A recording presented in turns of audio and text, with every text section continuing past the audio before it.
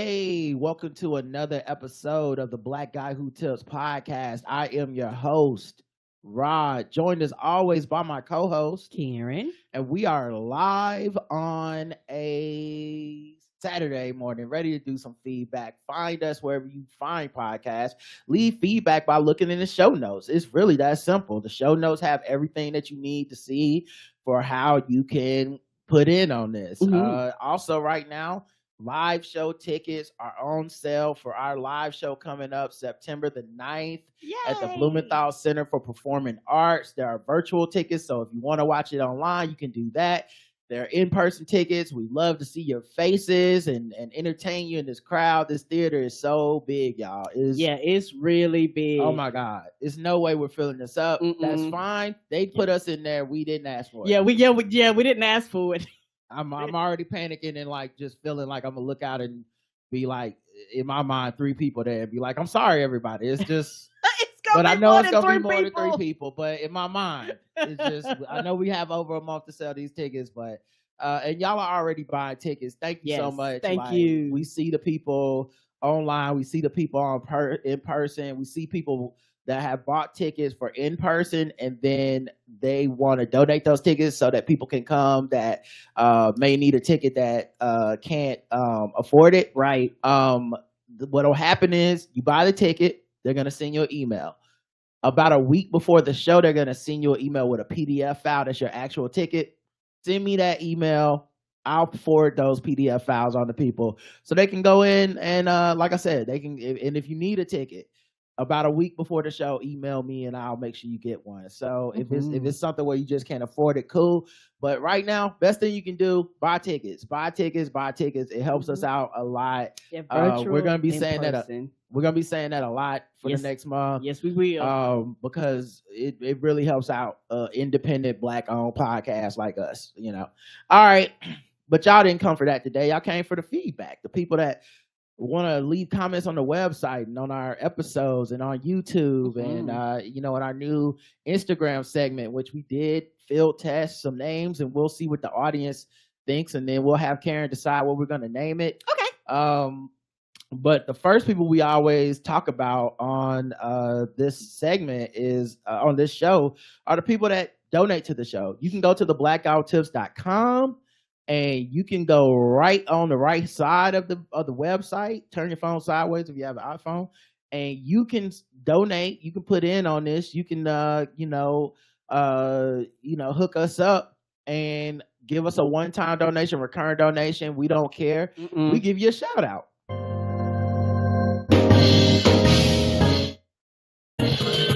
May I have your attention? You are now listening to Charlotte and Karen. We welcome the good folks who time to the Black Guy Who Tips.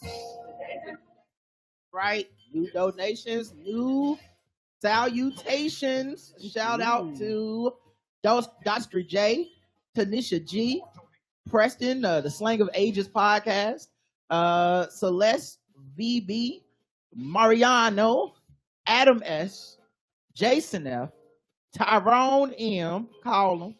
I think they cloned Tyrone M. Dorothea S. Tyrone getting called and cloned. Jasmine A. We got Waste Bees by Sura, and lastly, Michael Irvin, the Playmaker. That's everyone who donated this week. We appreciate you, and that's why we give you the shout out.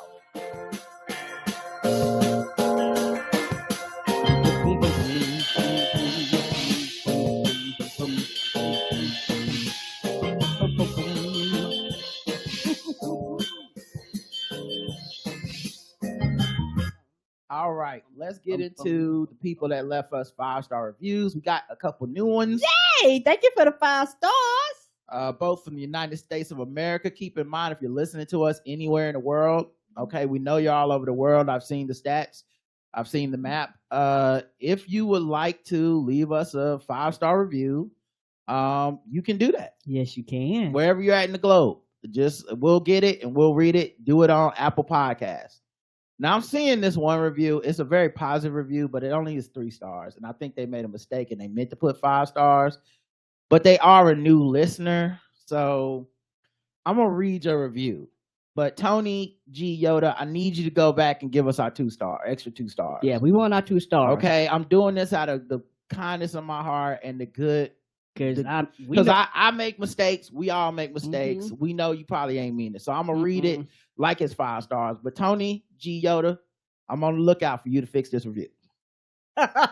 Rod and Karen, my weekly besties. See, you don't leave 3 stars for weekly besties. That's no, I mean, every week. I mean, we show up like you have to punch that clock every week. So clearly you meant to leave 5. I'm a new listener, found out about the podcast while listening to Karen Hunter on Sirius XM Urban View. Hey. Oh, snap. Shout out to Karen Hunter. Shout out to Karen. You know, I'm big into Karen, the Black Karen circuit. Apparently so. They love me over there. Rod and Karen are truly the highlight of my day. As I'm hustling through my day, I can imagine myself chilling with Rod and Karen, laughing all day long. Thank you for this amazing content. Thank you. Thank you, baby. And once again, Karen Hunter has some amazing listeners. Some of them are crossed over to us. Whenever I'm hopping on for like Foolishness Friday or something, like I'm always getting like getting so much love. We had a very silly episode yesterday. And hung out for a couple hours, and we got so many first time callers that day. It was amazing. I was really digging. It was like I forget the amount, but it was a lot in a row of just like first time caller because they just wanted to talk about that silly stuff with us, and I had a great time. I appreciate that. The last one is from Trey Prada, who says new listener, but definitely sticking around. 5 stars all day. Thank you. Thank you, baby. We love them stars. Yes. So thank you. And, without further delay, actually, no, with some further delay, I'll need to play some music so I know where to put these commercials. All later. right. We are going to get into your comments all over the place. Our website, on Spotify, and on YouTube. But first, some music. Whenever you feel it.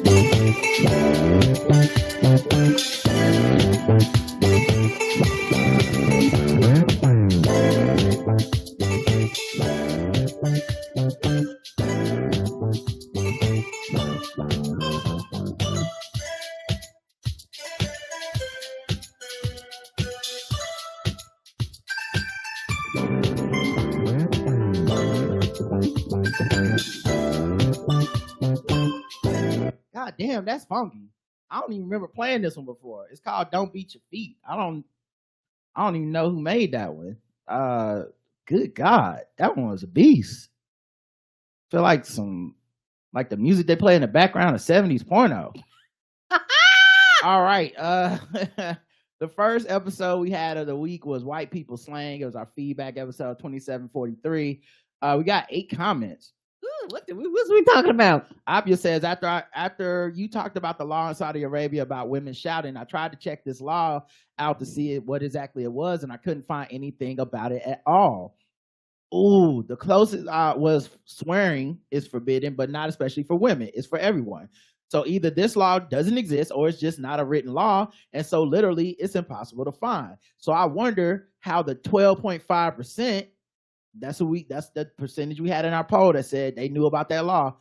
How could they know it? I think those 12.5% heard something about women having less rights there, but not this specific example. So how could this woman who got punished know about it? Oh, Apia, I love this. Thank you for doing the research. Investigating. Because honestly, I didn't even think about going to look it up, but that is such a good point.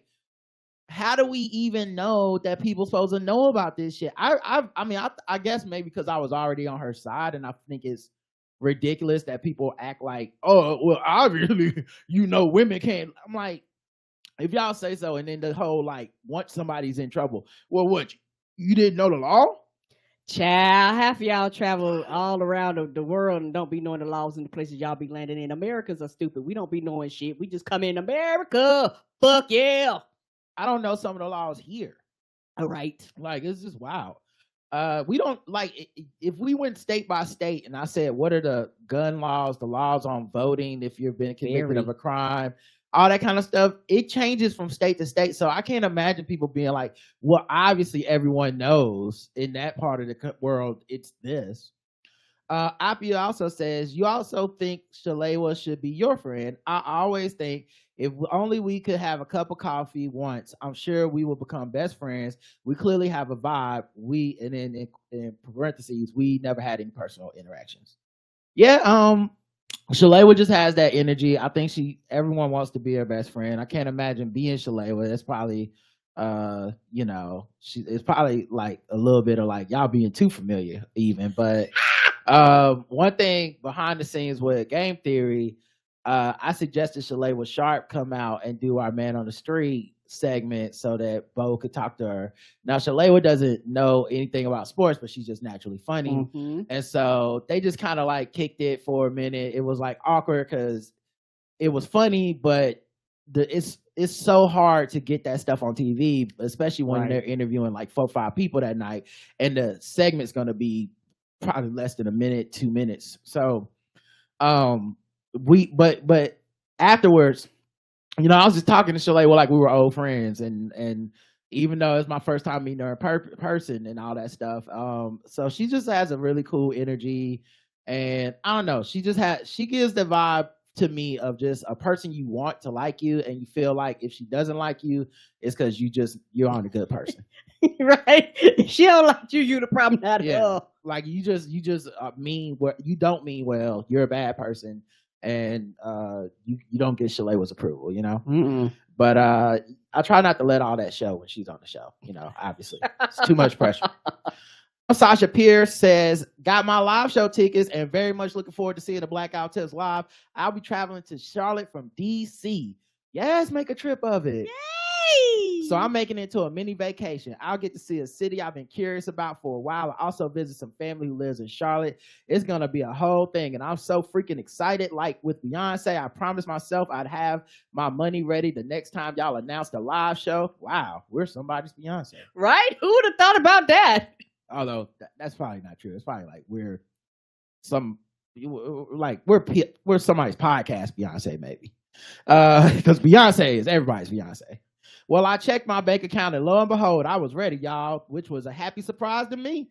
So I started booking my tickets and flights. Also, I respect your food opinion. So if you could you offer a couple restaurant suggestions that are must tries in Charlotte in your opinion? Thanks, and sending you 2 good vibes as you prep for the live show. That's a good one. So must try restaurants in Charlotte. I think the best way to get our food opinions, I hope I'm not giving you too much work. But if you're a premium person, check out Lip Smacking Good. It's on our premium behind the paywall premium feed. And we talk about restaurants we go to all the time and meals of the week. And we review them and stuff. Recently, 204 North Kitchen and Cocktails was one that we were like, oh my God. Yeah, it's a little on the pricier side. It like won't quote unquote break the bank, but it's gonna be more than your normal meal. Yeah, I'm looking at some of the, because if you don't have time to listen, we also list the meals of the week on the site, and sometimes we even include pictures and stuff. Yes, we list them on the site. Another one that that won't break your pockets, Maria's Mexican Restaurant. Yes. They have Berea ramen. Yes. Sal's Pizza Factory if you want some good pizza. Let's see what else we got. Moon Thai and Japanese cuisine was off the hook. Yes. That's a little expensive too. Let's see. There was this other place. I wonder if they're still open. But Crazy Fish with a K. Yes, Crazy Fish. I don't know if they're still open or not. But it's closed. Okay, it's closed. Probably the pandemic got them or something like that. But that place was so eclectic and so unique. Yeah. You want a burger? Ace number 3. It's good. You're looking for brunch? Easy Sunday. Yeah, Easy Like Sunday is a great brunch spot. We went there with Janisha J from Tea with Queen and J. Had a great time. There's so many. Yeah, I said Velvet Taco. Yeah, the Velvet Taco is kind of like a chain, but they're good here. Yeah, there's so many. I really couldn't go through all of them. I love Burton's. Yes, Burton's. Burton's got to be one of my personal favorites. Yeah, Taste of Shoe I like, which is, I don't know if that's even still open because that restaurant feels like it changes names about once a week. Right. But yeah, there's a lot of good places and stuff. So just check out Lil Smackin' Good. I really can't recommend that enough. We have fun over there. Or just go on our Instagrams and see the food we post. All right, back to this. Pamela M8 says, got my live stream ticket. I was going to gift a live in-person ticket, but it looks like the ticket will come with my contact information. Can you explain how I could get this ticket to you for distribution? Do I forward the email? Thank you. Looking forward to it. Thank you, Pamela. So what you do, you buy a live in-person ticket. They're going to send you an email.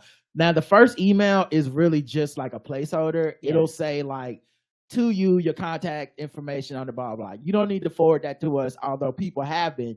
You don't need to. Basically, what happens is once the show is like a week out or so, they're going to send you another email with a PDF file attached to it. Mm-hmm. That PDF file is your live ticket. It doesn't have any of your personal information on it. Mm-mm. So if you forward me that email, basically, I take the attached PDF, save it, and then I can give that to anybody. They don't need to be under your name or anything. It's not like a will call situation. Right. So, sometimes we have family, friends, local people that we know that just want to show up and they just need tickets at the last minute or something. And I just shoot them an email with those attachments and boom, they get in the show like that. Mm-hmm. So, it's really easy. And like I said, you'll get 2 emails. The second one is the one you need to send me. Yay.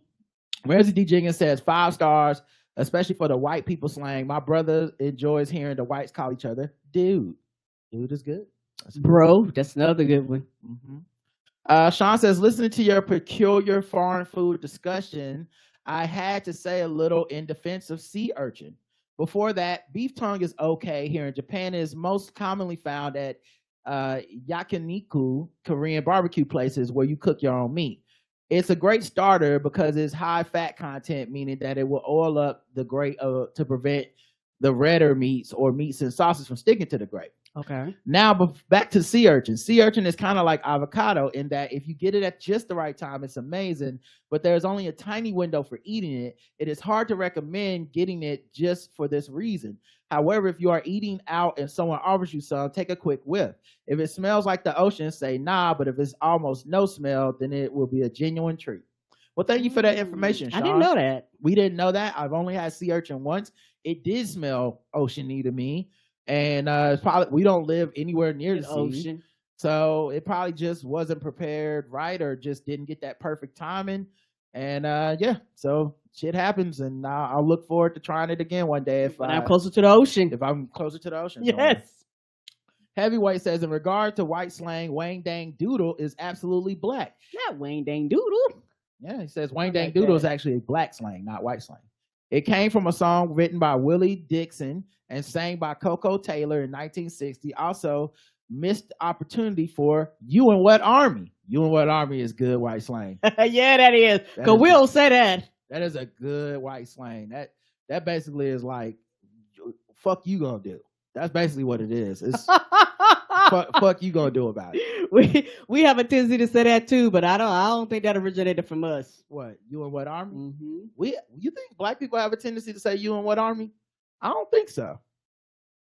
I don't feel like black people say You and What Army. I think that's good, genuine white slang, Karen. I can't think of the last black person I heard say You and What Army, Like not in a rap song, not in a movie, feels pretty white. And they should keep those recipes. Yeah, they should keep it. Stop taking on. Because they really mean it. What Army? Yeah. My contribution to the best white slang includes, although I will say the black version to me, and I don't know, it might have started from white people, but I know black people that say that is you got a mouse in your pocket. Like whenever you try to say like we, or whenever you try to say, actually that's different than You and What Army. That's more like when you say we and it's just you. Yes, just and you. It's basically me telling you I'm not part of the we. So if you be like, we need to go to the store right now, and I go, you got a mouse in your pocket? I don't know if it's black slang, but I've heard black people say it. But it feels like something white people say at first. My contribution to the best white slang includes "shut your pie hole." Yeah, we don't say pie hole. Elite white slang right there. I'm assuming because you eat Eat pie with your mouth. Okay, Your pie. That's the hole you put pie in your face. And anything that the actor who played Captain Harris in those old Police Academy movies used to say. Why don't you kiss my rosy red ass, Mahoney? You are D squad, D for dirt bags. When I say, hey, dirt bags, that means you, etc. LOL. Those are some good movies. Yes. They're probably terrible now if I go back and watch them. them. Yeah, all types of misogyny and patriarchy and all types of bullshit. I get it, yada, yada, yada, but it's still funny. Well, that's not the thing that makes them terrible to me. That makes a movie terrible.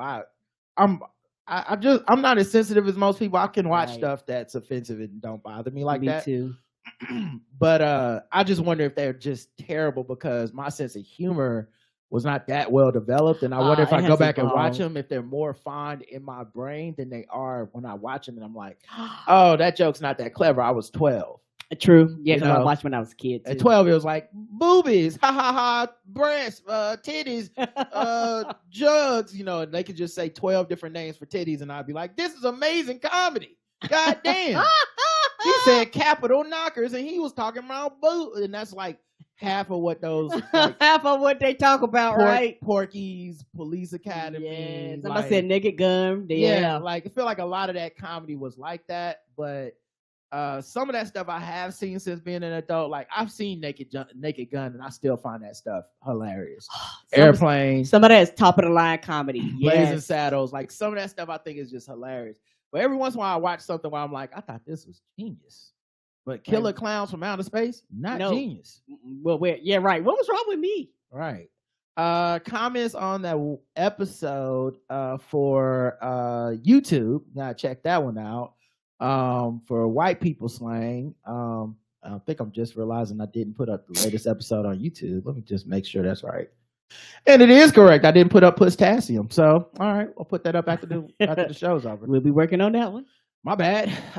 One comment, I can't click on your ticket link because it was like, this always happens. I don't even know what to tell y'all, but whenever it is like, I get an email that's in like 3 or 4 in the morning, it's just never good. Whatever it is. And it's not like this person was being a dick or something. No. But for some reason, at like 3 in the morning, they were doing updates on the website for the tickets. Oh, and this person just happened to be. A couple of people hit me up to be like, yo, it's not working right now. And I had to be like, okay, I don't know what to tell you, you know. They just happened to be at that one time that they was like, we're going to update it because we don't think nobody going to be out here. And our fans are like, word, we up. But yeah, he went to our website to click on the link, and I think, I'm seeing what the issue is. This is a different problem. Apparently, whenever I copy and paste, the hyperlink didn't come through. Okay. All right. New thing to look for on YouTube. Thanks, everybody. I didn't know that was happening. I thought you could put a hyperlink on YouTube. I probably got to hit some special buttons. All right. Thank you. All right. Back to the Spotify comments. We had the poll, and then we had Spotify. The poll was Jason Aldean's song and / video racist. Yes or no? 94% yes, 6% no on our website. 87% yes, 5% no, and 8% what about rap music? Because I added an extra option on Spotify. No, what about rap music? Yeah, I mean, the overwhelming amount of people think it was racist. I mean, to me, this was a layup. I've only seen a couple people that try to argue it's not racist, and I think they don't want to either they're fans of his, they just don't want to believe he's racist or some other shit. They got their own insecurities. That's fine. Not everyone's gonna agree. Name our new Instagram segment. Go. All right, Karen, you paying attention? Yes. All right, here's gonna be some suggestions. Now we do have some I think we already kind of had like a general name that it could be. I think it was Doing It for the Gram was like a general name that it could be, but if these beat it, let me know. Okay. IG tip topics of the week. Feel like that's a little wordy. I about to say, yeah, that's too wordy. Who got the tip? That's what my girl said. Okay. Who got the tip? Because it's like when you at a restaurant, who got the tip? I got the tip or whatever. I got it. Instagram interlude. That sounds a little sexy. That's from Typhlosion. Marvin says, I do like doing it for the gram. So that's a vote for doing it for the gram. Okay. IG streets correspondence and tangs. I think that's a little too wordy, baby. I'm sorry. That's too many words happening right there. The worst part is streets is with a Z. Ah, shit now. With a Z. You know that's us. Instead of things, it's tangs. TANGS. That's hilarious. Roger says IG streets, street gram street. She said, I may just want a segment song talking about y'all visiting the IG streets, a remix of Sesame Street. Oh, that is cute. Okay. Tip bowl. This is from Clear Lane. Tip bowl, grand tippers, or gram tippers. Okay. Okay. Cass always says Insta inquiries. Okay. Okay. Doing it for the gram, says Sci-Fi Chick. IG, I guess, says Keenan. I guess. I don't want to do a segment that sounds like we don't care. Sound like a segment where we argue with the folks. Right. I guess we hanging around with y'all. Thanks for dropping on my day off. I really appreciate y'all, says Blair. So that's not a suggestion. That's just appreciation. We thank you for the love. IG tips, says Langston. And lastly, this was not a suggestion. It's Buster Brown is black. I think Cooter Brown is white. Okay. All right. That makes sense. Who knows? I feel like Buster could also be one of those names where white people gave it up. Like, that's true. Like Buster Leroy. Brown. Like Leroy. Buster Brown was white, right? I don't know. Okay. I'm saying it could. He's saying he thinks Buster Brown is black and Cooter Brown is white. I'm saying Buster Brown could have been white too, and white people just alienated the name the same way that they alienated like Leroy and Leon. There used to be white Leroys. Adolf. They abandoned Adolf. Yeah, they did. But did any of those names stick out to you, Karen? Is there anything you want to name the segment? I really like doing it for the gram, and that got several votes. Okay. IG Streets, I like that one too. It's the interlude, but I really think doing it for the gram is probably most likely because that one sounds like the most simplest one, and it's not as wordy as some of the other ones.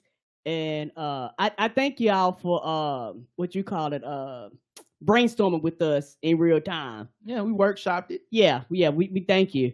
Doing it for the gram. But I think that one, because that sounds like the one that's the easiest one that flows off of everybody's lips the smoothest. Next episode, 2744, Black Republican Wake Up Call. Talked about a lot of stuff on this. Appia says, Appia left the first 3 comments. She has something to say. What's up, Appia? Your take on AI right now, I agree. At my work, AI can't do shit. The bosses would like it to be great, but for now, I'm not afraid. Right. It can't replace me in any way. Oh no, I have a terrible prediction. Someone will do a reality show that is supposed to show us that slavery wasn't bad. With black people who have signed up to be on it, it's not a big step for black Republicans defending it. Now I feel the need to say that I know only very few black people would be willing to participate, but that's who would be hired. There would be someone who would do it, and it would create lots of media attention with low production costs.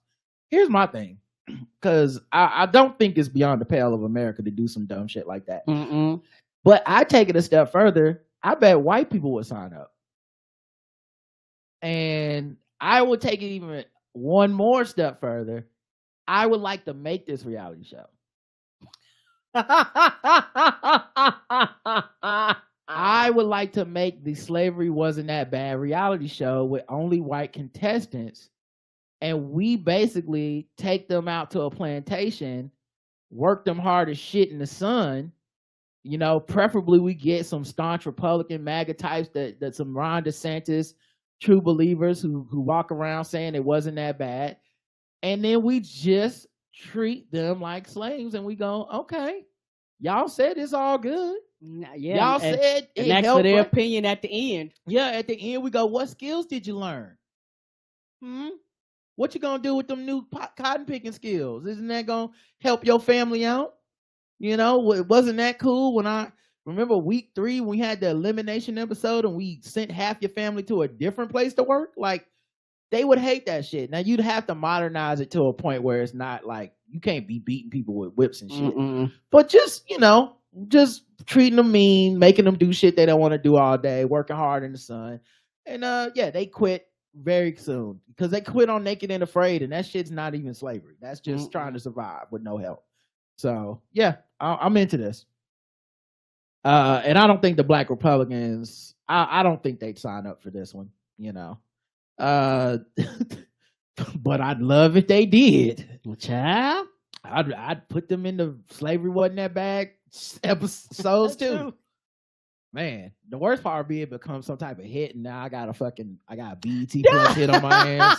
Everybody loves the shit. Right. That should be gangbusters on Tubi. Everybody thinks it's a great show and fun, and they think it's hilarious. And I'm trying to make a fucking educational point. It's entertaining. The best show of all time. Yeah, I'm trying to surreptitiously point out the flaws in the Republican. Nope. In the Republican mind frame. They gonna miss all that shit. America's just like, this shit is the best thing since Hunger Games. I love that slavery show. You heard they getting Kanye West on there next week? He said it's just a choice. Somebody said Naked and Afraid, Slavery and Afraid. Right. EVE says, I doubt the Black Republicans really got a wake-up call. The grip or the self-hate is too strong with these coons. The attaboys must be powerful as hell, because at what point does embarrassment set in? I bet they could be called the N-bomb to their face by their colleagues, and they'd still smile and take it. And it just reiterates the point that there's no such thing as the Black friend. You can truly never be a person's real friend if they have to use you as cover to excuse their racism. Yeah, here's the thing. Because obviously we named the show that, but if you listen to the episode, we don't think that it's a wake-up call at all. We think they got a wake-up call. That don't mean they're going to wake up, right? But the thing for me that I think is interesting, I don't think these Black Republicans would be called the N-word to their face by their white counterparts within the party and take it. I don't think they would. Because they honestly think by assimilating this hard that they are somehow no longer the N-word to these people. Right, they think they're special. And that's why you get such vitriol from them whenever they are on the receiving end of any kind of racism. They jump to, like, no one loves pointing out that some racism happened to them just because they're Black than a Black Republican. Like, if you say, and even when it's wrong, right? Even if you're like, I think it's offensive that blah blah blah. They can't pull the Black card out fast enough.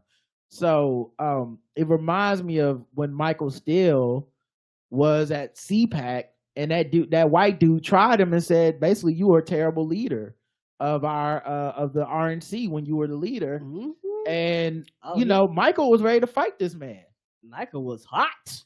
Yeah, like he was like. I forget what that clip was, but he got him buddy or something like that. I was like, ooh, that tone changed. Yeah, but it was like a very like, nah, you better watch your fucking mouth, man. You're not just gonna talk to me like that, right? And I think, it was this. Come at me, because he was ready. He got defensive about it because I think I think Michael Steele is, for lack of a better term, one of the good Black Republicans, probably the only one.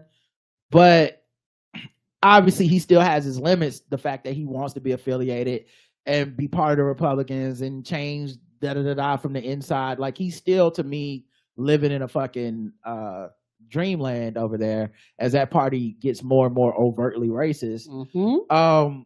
But even Michael Steele bristled at that shit, some racism to direct it towards him. So yeah, I don't think they would take it, but only because they think they're special.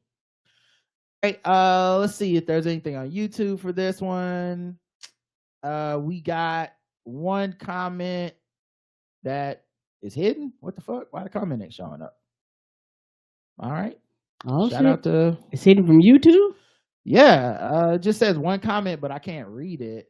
But maybe if I go to look at go in the studio, because there's like a little thing here where you can go to your YouTube studio and then look at comments. Say, was it spam? Could be. Could be. YouTube actually blocked it. Go on. This is a spam. Let's see. It was. Oh, it's not on here. So I don't know. Maybe it got deleted or something. They probably whoever posted probably broke whatever the rules are. They was like, nope, you can't post this. Right? Yeah, it could be held for not held for review. Yeah, just I don't know. Some reason they decided we don't need to see that shit, and you know what? They probably was right. I don't know who that was. Somebody probably said some bullshit. They was trying to help us out. All right, let's go to the poll. The poll is: have you ever thrown food at someone during an argument? Karen has never thrown food at someone. I like food too much. Argument. Wasting food. Why? Okay. All right. I'm trying to think if I've ever thrown food at someone during an argument. I don't think so. I've also never been in a food fight. Me either. Like that feels like such a TV, like you're watching an episode of some TV show type of thing. I don't think I've ever like food fight just feels like Hey Arnold or Ed and Eddie or some shit. It just don't feel real to me.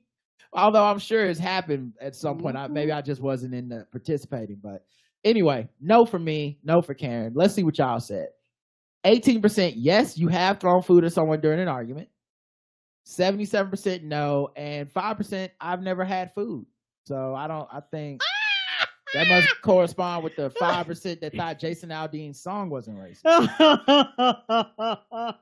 Some of y'all just be out here saying anything. Yeah, and it's one of those things when I think about food fights, I associate that with, not that black people don't throw food or anything like that, but it's like you, it's like, yeah, I went to school too, and all my years in school, you guess what? I ain't never heard of a fucking food fight.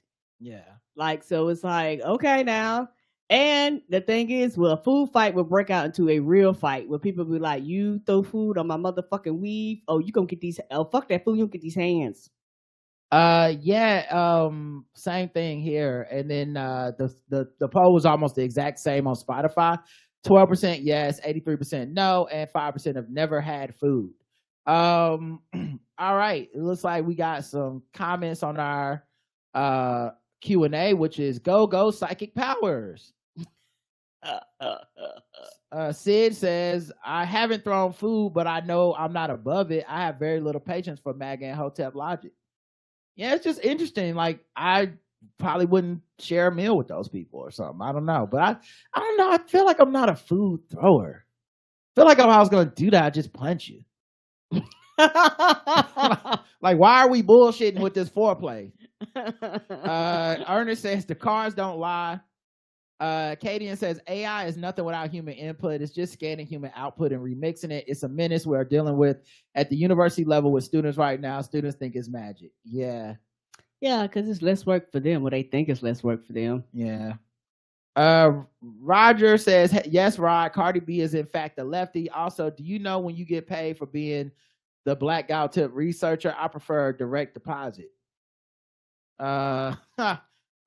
We're just like Puff Daddy. We don't pay anybody for doing research. Keisha says, go psychic powers. My therapist recommended the book The Body Keeps Score. Our bodies have a way of warning us of bad people advice. Just gotta listen.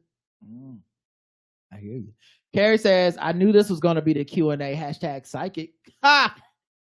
Raphael says, my psychic powers is all about, apart from the good hustle and recognizing GOP BS, fuck Tim Scott with his chat GPT basic ass attempt at DeSantis. Do elected black GOP even use real speech writers? Right. Who writes that shit? They do. Chris says, 100 about the AI buzzword bullshit. I've been in tech for 10 years and I was put on 2 separate AI projects that failed, wasted exorbitant amounts of money. Quantum computing will be the next frontier.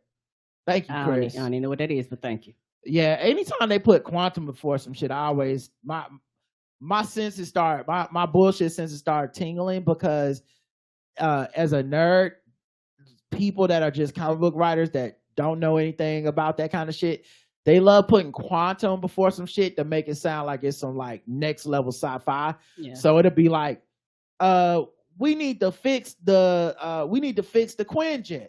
Oh no, the quantum coupling is failing. It's like, well, if you put quantum before it, apparently it sounds it's motherfucking sci-fi. You made me think of Quantum Leap.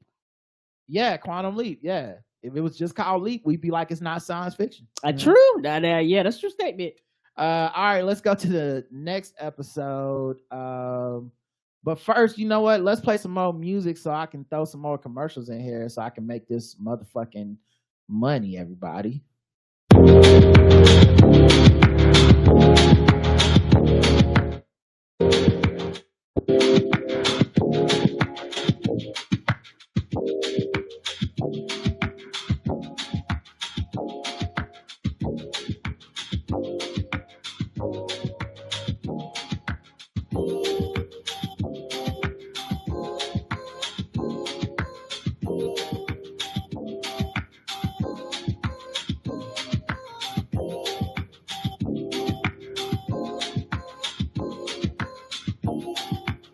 All right. President is Not a King is this episode. Episode 2745. So we got 6 comments. Ramsey D. Jenkins stars first. 5 stars to Merrick Garland, Jack Smith, and the DOJ for doing their thing. I'm so tired of the Cheeto King. I hope jail time is coming soon. I hear you. I agree. Mm-hmm. Tommy D says the whoever did "Fuck Donald Trump" song at the end sounded like the same person who did the Ben Carson for President song. Maybe it is. Trump went and took away his opportunity to create more Ben Carson bangers. This "Fuck Donald Trump" song just might be his revenge. I think YG did that song. Senior writes in, I also wasn't shocked at Trump's indictment and the fact that this indictment didn't get pushed into later this year or early next year to favor Biden administration in the election lets you know this is a real investigation and not politically motivated. Cable news is nothing but entertainment. I stopped watching it altogether about a year ago. Also, I will say this. I think the timing of the indictment is actually fortuitous for Biden's administration and for the re-election hopes, and not because of of the timing, blah, blah, blah, because I mostly look at it like this. If they would have dropped this somehow during the ramp up to actual voting, the backlash some Trump supporters have is going to be, I'm going to vote extra hard now. Mm-hmm. If you do this now with over a year out from time to vote, correct, some of that will, that furious response is going to calm down, because I think one of the things people have, and not Cinia, but just in general, one of the things people have miscalculated about the Trump supporters is that somehow they'll have this moment where they're going to be like, oh, you know what? Now I realize why blank is wrong, and while I don't want to vote for a man who's accused of being a criminal, it's like they don't have a line. If anything, presenting them with consequences for Trump makes them want to vote harder. Yes. So I'm glad that they're doing it now, as opposed to if they would have did this, say, October of next year, some motherfuckers would have been like, oh, I'm extra gonna vote now. Like, I got to make sure Donald Trump can win so he doesn't have to face consequences for what he's done. Mm-hmm. You know? So, yeah, back to this episode. And my thing is, maybe just me on the outside looking in, but what he did, it makes motherfucking sense to expedite this. Why are we fucking around? Like, nigga, you tried to take over the country. You promoted an insurrection. Why are we fucking around and delaying this shit? Let's get this shit over with. All right. Back to the comments, though. She says, every once in a while, I will tune in to watch when a big story drops, talking about cable news, because she doesn't watch it as much anymore. Like Trump getting indicted over the insurrection, because I can deal with their animated monologues and diatribes in those moments. Otherwise, I can't take it. Just give me the facts without all the snarky commentary. Agreed. The truth be wild enough all on its own. Yeah, and even during this, right? Because I really did. I tried to watch some MSNBC this week because I was like, well, at least some of these motherfuckers will be happy about the indictment. And, you know, I'm petty to some extent. I'm like, and then at some point, y'all gonna have to give Merrick Garland some flowers because this is working. And you said he wouldn't do it. No. They've moved the goalpost to like, why didn't he do it sooner? Why wasn't it? He wouldn't have done it without the January 6th committee, even though this is just a denial of facts, right? Mm-hmm. It is a denial of facts because we found out through the January 6th committee that there was an investigation going on at the time. He hadn't announced it yet, but they were like, oh, the DOJ is requesting documents from us to support what they're already looking into. Which means they're already working. But these motherfuckers are so foul at this point. They'll sit up there and lie to the world and be like, see, it was the January 6th commission that made Merrick Garland even want to impeach Trump prosecute Trump. And it's just like, you're just fucking assholes at this point. And you're willingly being assholes. Because it's about ratings. Yeah, and people are waking up to it. You're seeing people, kind of call out some of these assholes. But I think ultimately it's something me and Bossy talk about a lot through text. But it's kind of like a religion at this point for folks. And just because you're not worshiping a deity doesn't mean you're not part of like a religion. Right. And I think we all fall in line with our beliefs, and social media can hyper put us in silos with those beliefs. Mm-hmm. And to someone on the outside looking in, there's certain beliefs that are held in these silos that objectively seem fucking crazy. Mm-hmm. Right? But you have to be on the outside looking in to even get that. And so sometimes I feel like I purposely am trying to push myself to the outside of a lot of these silos because I don't like this idea, and it's just a personal feeling of a warped reality. I don't like it. Like there's certain things people say that I'm like, that feels good. It feels like a rah, rah, rah, but is that true? Or does it make me feel good? And so I think people that are very much political nerds on the left have written this version of Merrick Garland where he's a coward. He low-key is a Republican. He wants to be like he doesn't want Trump to be prosecuted. And no amount of evidence to the contrary will ever change their mind. And I feel like they're not living in reality anymore. It's the reason why as things happen that they said would never happen, such as this indictment, they then turn it into, no, here, let me tell you why I'm still right. And I'm like, no, if you can't acknowledge you were wrong, I don't even want to hear what you got to say. Right. And it's also one of the things, too, where, like you said, it's a disconnection from reality. And the thing is, and it's very, very, particularly once you get to the extreme leftists, sometimes y'all are so extreme that y'all are actually rooting for the same thing that the Republicans are rooting for. Because some of the shit you said is the same things Republicans say. What is the goddamn difference? Like, you are not basing anything you say in reality. You actually got the same running points. Y'all would actually take shit that is on these white but right-wing sites and run with it and post it and redo it and treat it like it's facts. Nobody wants to investigate. Nobody wants to look because as far as you're concerned, everybody's shit and nobody's doing it right. What it's like,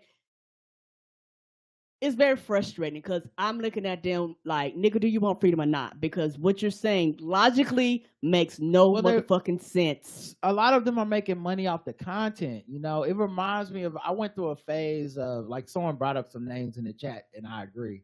But I remember there was a time where I would listen to this one dude's podcast, Benjamin Dixon, and he was like a Bernie kind of guy for a while. Now, I don't think he is anymore. I think eventually the white people burned him out too because they, But I remember listening to this person and I'm like, well, part of it is you're creating content. So, like, if you get off of this content, you're going to lose your listening audience if you go too far of the actually, I think I might be wrong, everybody, or they don't want to hear hey, that. I did ask for these things and this person is making these changes and they're addressing my concerns, and fuck it, I'm gonna give them credit where it's due. Like, if you do that, a lot of times there's people that won't go with you. They're like, no, I tuned in to hear irrational hate. Like, I want you to never give this person credit, no matter what the fuck happens, forever. And when you monetize that, or when you make your you stake your reputation on that, it's hard to dial that back, Yes, so it is. If Merrick Garland does the thing that you said he won't do, it's hard to go back and go, okay, he did do the thing. Fuck, I guess I was wrong about Merrick Garland. Let me just move back onto some Trump things. And yeah, I see people trying to have it both ways. Mm-hmm. The mental logistics of taking away his credit while also being giddy to see Trump get indicted is ridiculous. And I think they look like fools. But part of the reason I think they look like fools is because I don't watch cable news. I don't listen to their podcasts. I don't follow their feeds and stuff because I don't want to be in their circle, because I think their circle is a disasterbation fucking orgy, and I don't need that in my life. Yes, and people that you can tell when you're talking to somebody and they consume a lot of that shit, because a lot of times they're on edge. Everything, they're always anxious. Anytime anything pops up, they're on edge, their nerves, everything is nothing, regardless of what facts are shown to them, it's always, and to an extent, it's a safety mechanism, but it's very frustrating talking to those people, because when you talk to them, you're like, hey dog, like, these are the facts, and they're like, but you're like, okay, it's content. Like I said, they've monetized it at this point, so a lot of it's content, and then the other part feels kind of like religion. All right, just feels like, you can't, once you start talking a certain way, you're on the out group, and nobody wants that. Abia says, good, I hope for consequences. Sandler says, talk your shit, Rod and Karen. Put respect on Merrick Garland's name. People are giving Jack Smith credit for what Garland put him on to do. Honestly, I haven't really followed much of the trial because between work and life, you barely have any time. In Joe Biden's America, it's a blessing to not be bogged down by annoying news stories about the threat of this or that.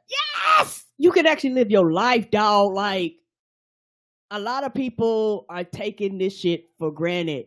Like, people have such short-term memory. It feels motherfucking good to wake the fuck up knowing that I don't have a dumbass for president, not worrying about a motherfucker that's going to start a war just because so he could stay in office, not worrying about a motherfucker just doing shit and all of a sudden taxes go up, food costs go up, all this shit go up, not worry about him doing stupid shit, and we have soldiers over there and they have to deal with the retaliation of the bullshit that he's saying. It is peaceful, and people are taking this goddamn peace for granted. I think that's a big part of it for me to be able to say, like, okay, cool, I'm glad we're not dealing with bullshit all the time. I think also for some people that they haven't left that, like, they need that feeling of the world's on fire all the time, and that is the feeling that cable news gets you. That is the type of people they get on there to give you content. It's basically turned all news is now like sports news. It's all just big breaking news all the time. The cryons always, at the bottom of the screen scrolling, lights and effects going off in the background. It's designed to give you kind of panic. Yeah, and also we've actually read articles where, guess what, when shit calmed down, people quit watching. Like, a lot of these places have some of the lowest ratings ever because people are like, I don't need to fucking tune in all the time. The world is not on goddamn fire.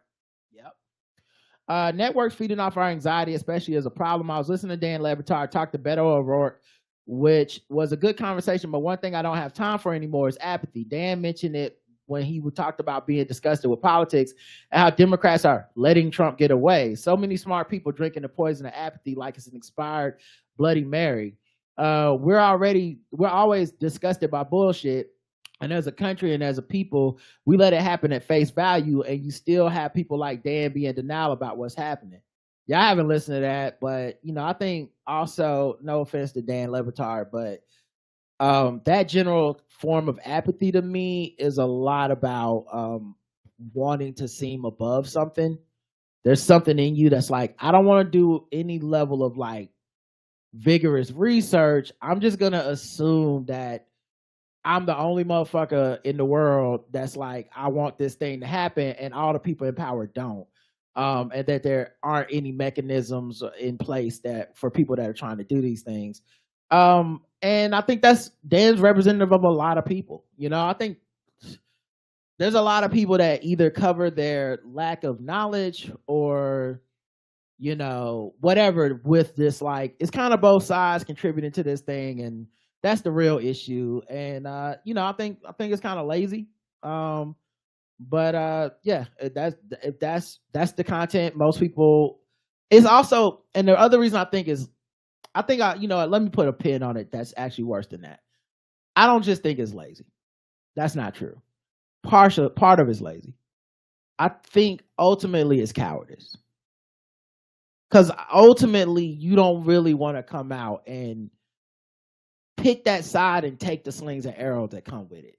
Because what everyone's afraid of, just like it's a religion, if you say, well, the Democrats are trying, this is what we elected them to do, they're doing a good job. It's just incredibly fucking hard in this country to hold a president accountable for something that is unprecedented. Right. And if you say that, then people make it sound like you're caping for Democrats, or you're like, they make it seem like you're rooting for the Cowboys or some shit, like it's a team where you're just, these are the facts of what I'm seeing with my eyes. Present me something different and I'll change my opinion. I'm willing to change my opinion, but it looks like they're trying to hold this motherfucker accountable. I don't know what else you want me to say. Like, tell me what steps they're not taking. It seems like they're taking all the steps, and especially after this indictment, what the fuck else are they supposed to do? Because if they rush the indictment and it don't work, you're gonna shit on them for that. Like a coach calling a timeout that right too early in the half or some shit. You're gonna shit on them if they fuck it up in any way. So I don't know. I think it's cowardice, honestly. And most people will look at you because you didn't pick a side, and both sides, Democrats and Republicans, will go, I like that guy. Now, I'm not saying Dan Le Batard is afraid to be hated by conservative people, whatever, but right. When you cop out like that, to me, you're saying, oh yeah, I like that guy. Dan Le Batard says it's all bullshit, and we can all agree it's all bullshit, right? Yeah, and also I think for me, like you say, when you quote unquote pick a side, you have to stand in it. And the thing is, the line that they used to could do that on, that line has disappeared. Because before you could do that and everybody could say, okay, and everybody would respect it. But now it is so ugly on one side that people are going, no, you can't be neutral. Like, this is something that you literally cannot be neutral on. The other side is trying to take away your rights. They're trying to strip down everything. They like it is so vicious. And you're looking at something very vicious and very ugly in the face and going, well, both sides are the same. Bitch, no, it ain't. Yeah. And that's where the frustration for me comes in. Because my thing is this, those same people, when you turn around to the motherfuckers and you be like, well, bitch, vote, you become the problem. Well, then you don't want to take any accountability either. That's why you like those statements, because nobody takes no accountability for anything. When if you would have put people in office that could have done the job and done the investigation, this shit would have ran a lot smoother, been done quicker and all that stuff. But you don't want to do anything. You just want to fucking fuss and complain all the goddamn time. Yeah, and not like that. And with Dan Le Batard specifically, being Cuban, white passing, who knows who he's in community with and what consequences there are for stepping out of line. Like, you say Democrats as a white Cuban, it's a problem. Like, they don't vote Democrat like that. So, it could be just some other shit too, where he just don't feel like dealing with all that. But whatever. Whether knowingly or not, that shit is why local, state, national, municipal politics is in the shitter. Not to mention the defunding of local news across the U.S. Apathy has so many seemingly progressive people like your Le Batards, Rachel Maddow, Chris Hayes, Sink Uyghur, and Tom Hartman's sound like de facto sucking all the air libertarians. Yes, Republicans, sure, but they sound like your Ron Pauls, Ralph Naders, and Cornel West, a bunch of useless motherfuckers. Yet people can't see it, and even when they do, resort back to the caverns of it's not enough or do something. Whether it's psychologically based or network-oriented, or goal from the powers that be, or both, it's fucking us up in totality. I'm just sick of it. I wish people had the balls to look at all the propaganda in the face and say, fuck you, because yes, it erodes countries, but there's a reason why you have a choice to fight through it. You can't blame Kamala Harris for back page for fucking ever, like for fucking why she did that, instead of calling her a cop and maybe point the finger at those goddamn Johns. Same for Teflon Joe Biden, doing all these things we wanted to do and the things we didn't even ask him to do in the process. Pick a fucking lane and stay in it. Politicians are people like us, like it or not, just sitting on the sidelines, expecting things to just happen because only Joe can do it, or is how we got Trump, W, and all those Republicans in the House and Senate in 2010 through 14. For instance, when Barack was president, shit, Joe and Jill out here watching Oppenheimer and letting the process work out with Garland and Smith. I don't want them to talk about it. Let them cogs run. And in closing, fuck Ice Cube. Killed it in Mutant Mayhem, but you're killing us too with your apathy. Same for Big Boy Killer Mike. Stop fucking around and stay out of this shit. Please take care, y'all. EV says, I have to admit, I was skeptical about ever seeing the day of Trump's indictment because these motherfuckers just keep getting away with it. But now a sliver of hope has entered my heart. And I'm looking forward to seeing this orange asshole go to prison. I hope he goes out like Jeffrey Epstein. Yeah, I think another reason too, and I think people are less upfront about this, and I don't think they will admit it. A lot of people just don't want to have hope because they're going to lose something if it doesn't work out. Right.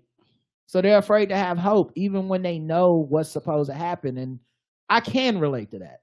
Yes, I can. You know, I'm not saying I'm choosing not to wallow in that, and that's for other people, but I get it. Me too. This is a country where too many people have gotten away with too many things for us to just think that it's going to go the right way of justice every time. Right.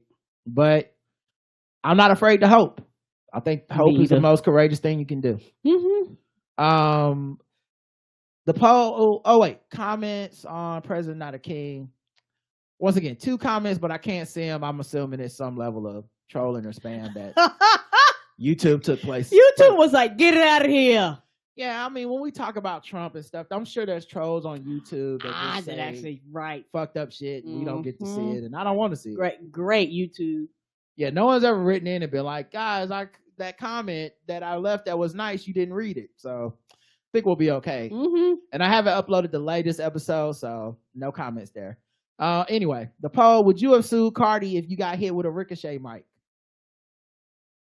Yes or no? Me? Oh, no. That's a good question.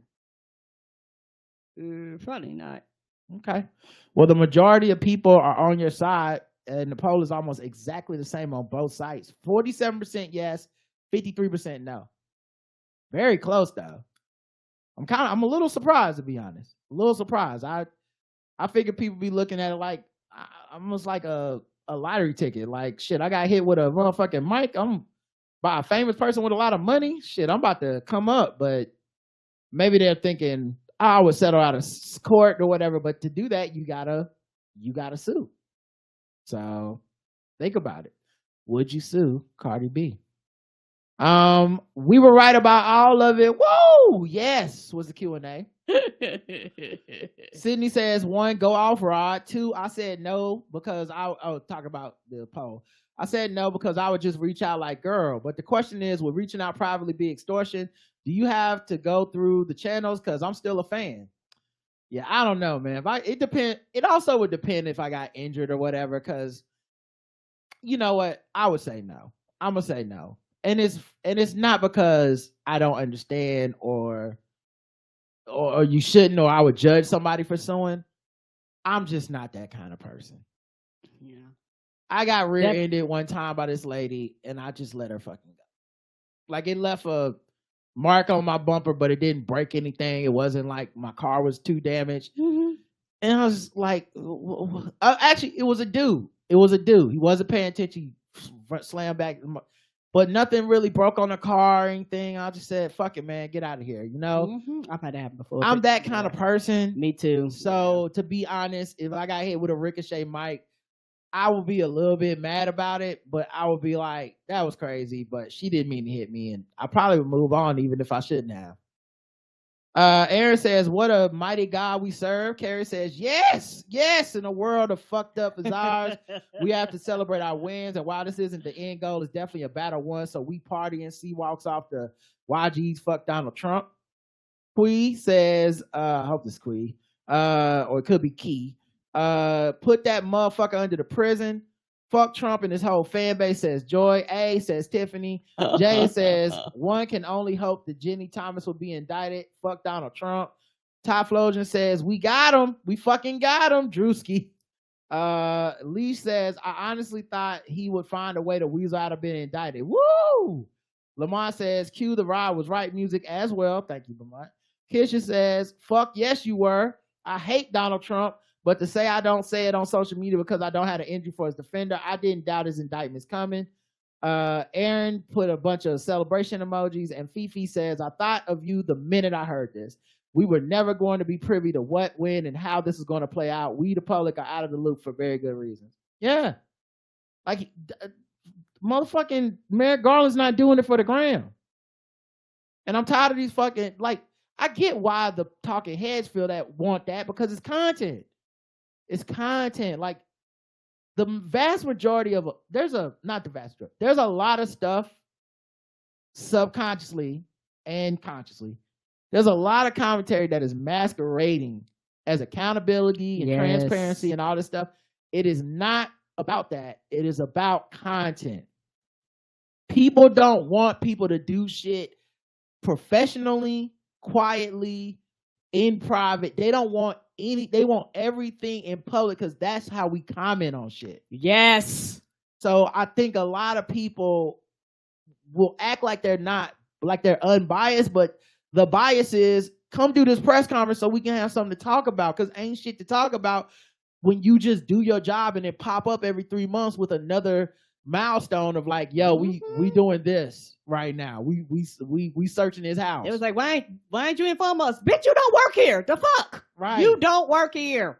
Like, I don't need to be leaking everything to y'all, and I got a tight ship. We just doing our job. And honestly, a lot of that stuff jeopardizes the fucking investigations. And no one brings that part up. They're so fucking thirsty for content. If the DOJ was leaking everything to the press, we'd be like, fire Merrick Garland. Why the fuck does everybody know what their next move about Trump is going to be before we know it? Like, what the fuck? Like, how Trump getting prepared, Trump being able to defend this shit. Like, I like when shit pops up and it's like, this person been cooperating with the DOJ, and it's like, oh shit, somebody leaking something on Trump's side, but not the other way. All right, last episode was 2746 Pustassium. We got 2 comments. Appia says, I think you did a pretty fair assessment of the Lizzo situation, and I know you like her, so I'm sure it was unpleasant. Yeah, and once again, with all these celebrities, I don't know them. I can't say I like Lizzo as a person because I don't know her as a person. Right. And I try to say that good and bad. Like, I'm old school Gen X. The actual agreement is you make a product that I like, and then I'll give you money. That's the end. That it is the fucking end of it. And I know it's easy in this parasocial world to forget that these are strangers, but Lizzo is still a stranger to me. I like her music. I like what she puts out into the world. I like her content. That being said, no one's immune to being like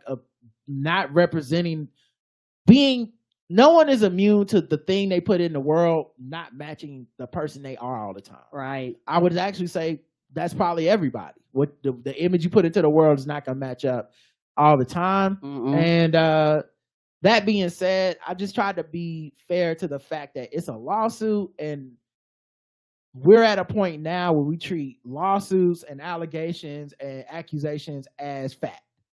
And then we work backwards from there. And the situation this Lizzo thing reminds me of is like Travis Scott. Y'all remember we were talking about Travis Scott on this podcast. It had to be over a year ago. Man, and people, that right there, I was like, people was like, he going it. I was like, wow. I was like, y'all act like he set shit up. Like, that, what y'all saying don't make no sense.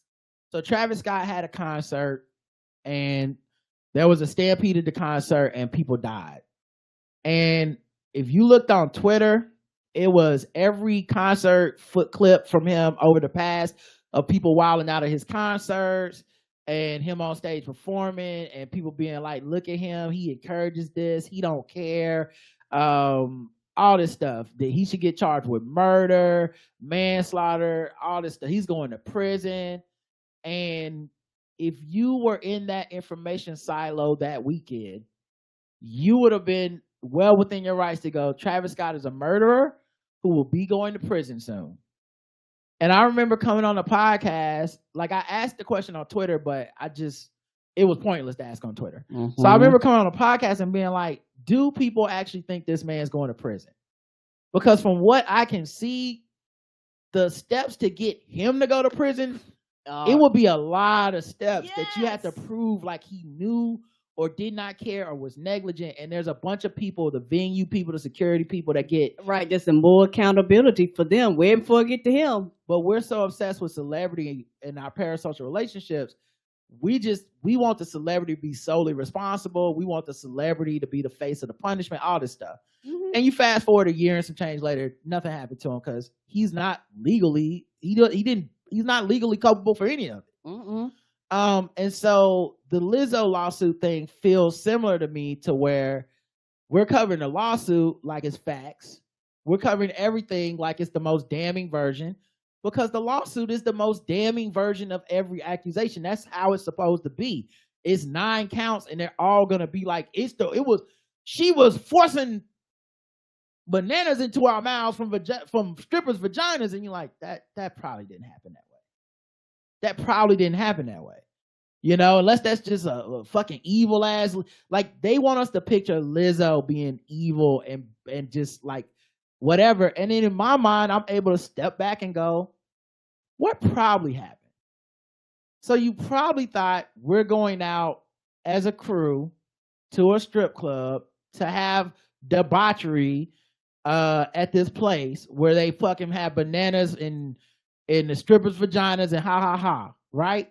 Now the problem is these ain't really your friends, they're your coworkers, and you're the boss. Right. So you're still out of pocket to me. Mm-hmm. But this is that, like, what I don't like about the entertainment industry is that it's this quasi-professional situation, right, where people go out and get hammered and shit-faced their coworkers and all this shit, and then you act like you ain't got to come into work Monday, and like you don't have the ability to hire and fire. You still fucked up, regardless of your intentions of, I just thought we would all have a good time at the strip club. You know who you have a good time at the strip club with? Your friends. Because your friends have a baseline understanding that we're friends. The power dynamic is we're equals because we're friends. There's no employee relationship here. Mm-hmm. So if you are with your friend and you go shot, and your friend takes a shot, the next day they might be like, you asshole, you made me drink 3 shots. They won't be like, I'm suing you. You forced me to drink 3 shots. You put pressure on me to make me drink 3 shots. And unbeknownst to you, I'm an alcoholic, or I have anxiety, or whatever, something you could not have known because that ain't really your friend and you don't know what's happening in their head. Mm-mm. So that's how I looked at that lawsuit, and we're going to see if any of it is actionable in court. I truly doubt it, but I think the lawsuit served its purpose in that I think these dancers want her reputation to be harmed irreparably. And I think it is harmed irreparably. I'm not saying she's canceled or won't work again. Right. But we'll never think of Lizzo the same again. And I think for a lot of people, they've been waiting on this. Mm-hmm. Kind of like the Tiffany Haddish thing. Yes. Where they didn't like her for reasons. And until now, everyone's been able to kind of pick through those reasons and be like, are you just really mad about this fat woman being happy and not wearing clothes? Like, is that really why you're so uncomfortable compared to these other people? Like, when it's Rihanna wearing like a see-through shirt at the front row of a Lakers game, we just shared a picture and go look at them titties. But when it's her wearing a fucking thong sitting in it, we start making arguments about being sanitary and just the shit that we wouldn't if it was like Suki Hana or some shit. We'd be like, nah, we just want to see that ass or whatever. So I think a lot of people now are getting off their animosity towards her as this fat-free symbol of a woman and being like, now I can do my fat-phobic jokes. Like, oh my God. It is a Venn diagram of like motherfuckers doing fat-phobic jokes and being like, ha, I'm doing this because she's a bad person. And I'm like, well, you had a lot of jokes about her weight sitting in the can. Like, you've been here the whole time. A lot of fat jokes. Like, there was a guy on Facebook that I I didn't see his page first, so he had said something about the lawsuit, and I responded like, well, Lizzo's state, because it was wow, Lizzo out here fat shaming people, ha ha ha or whatever. And I was like, well, according to her statement, she's saying she wouldn't have done that and she didn't do that. So, it depends, like, which do you take as fact? Like, that she said it or she didn't say it, right? And then he was like, well, that's what she's supposed to say in that PR statement, blah, blah, blah, or whatever. I'm like, all right, yeah, but that's also what a lawsuit's supposed to say. It's supposed to say the worst shit. Things, right? And if there's a different way to interpret it, it's not going to be in the lawsuit, And I saw like a video with two of the dancers, and they kind of seem like young millennial type.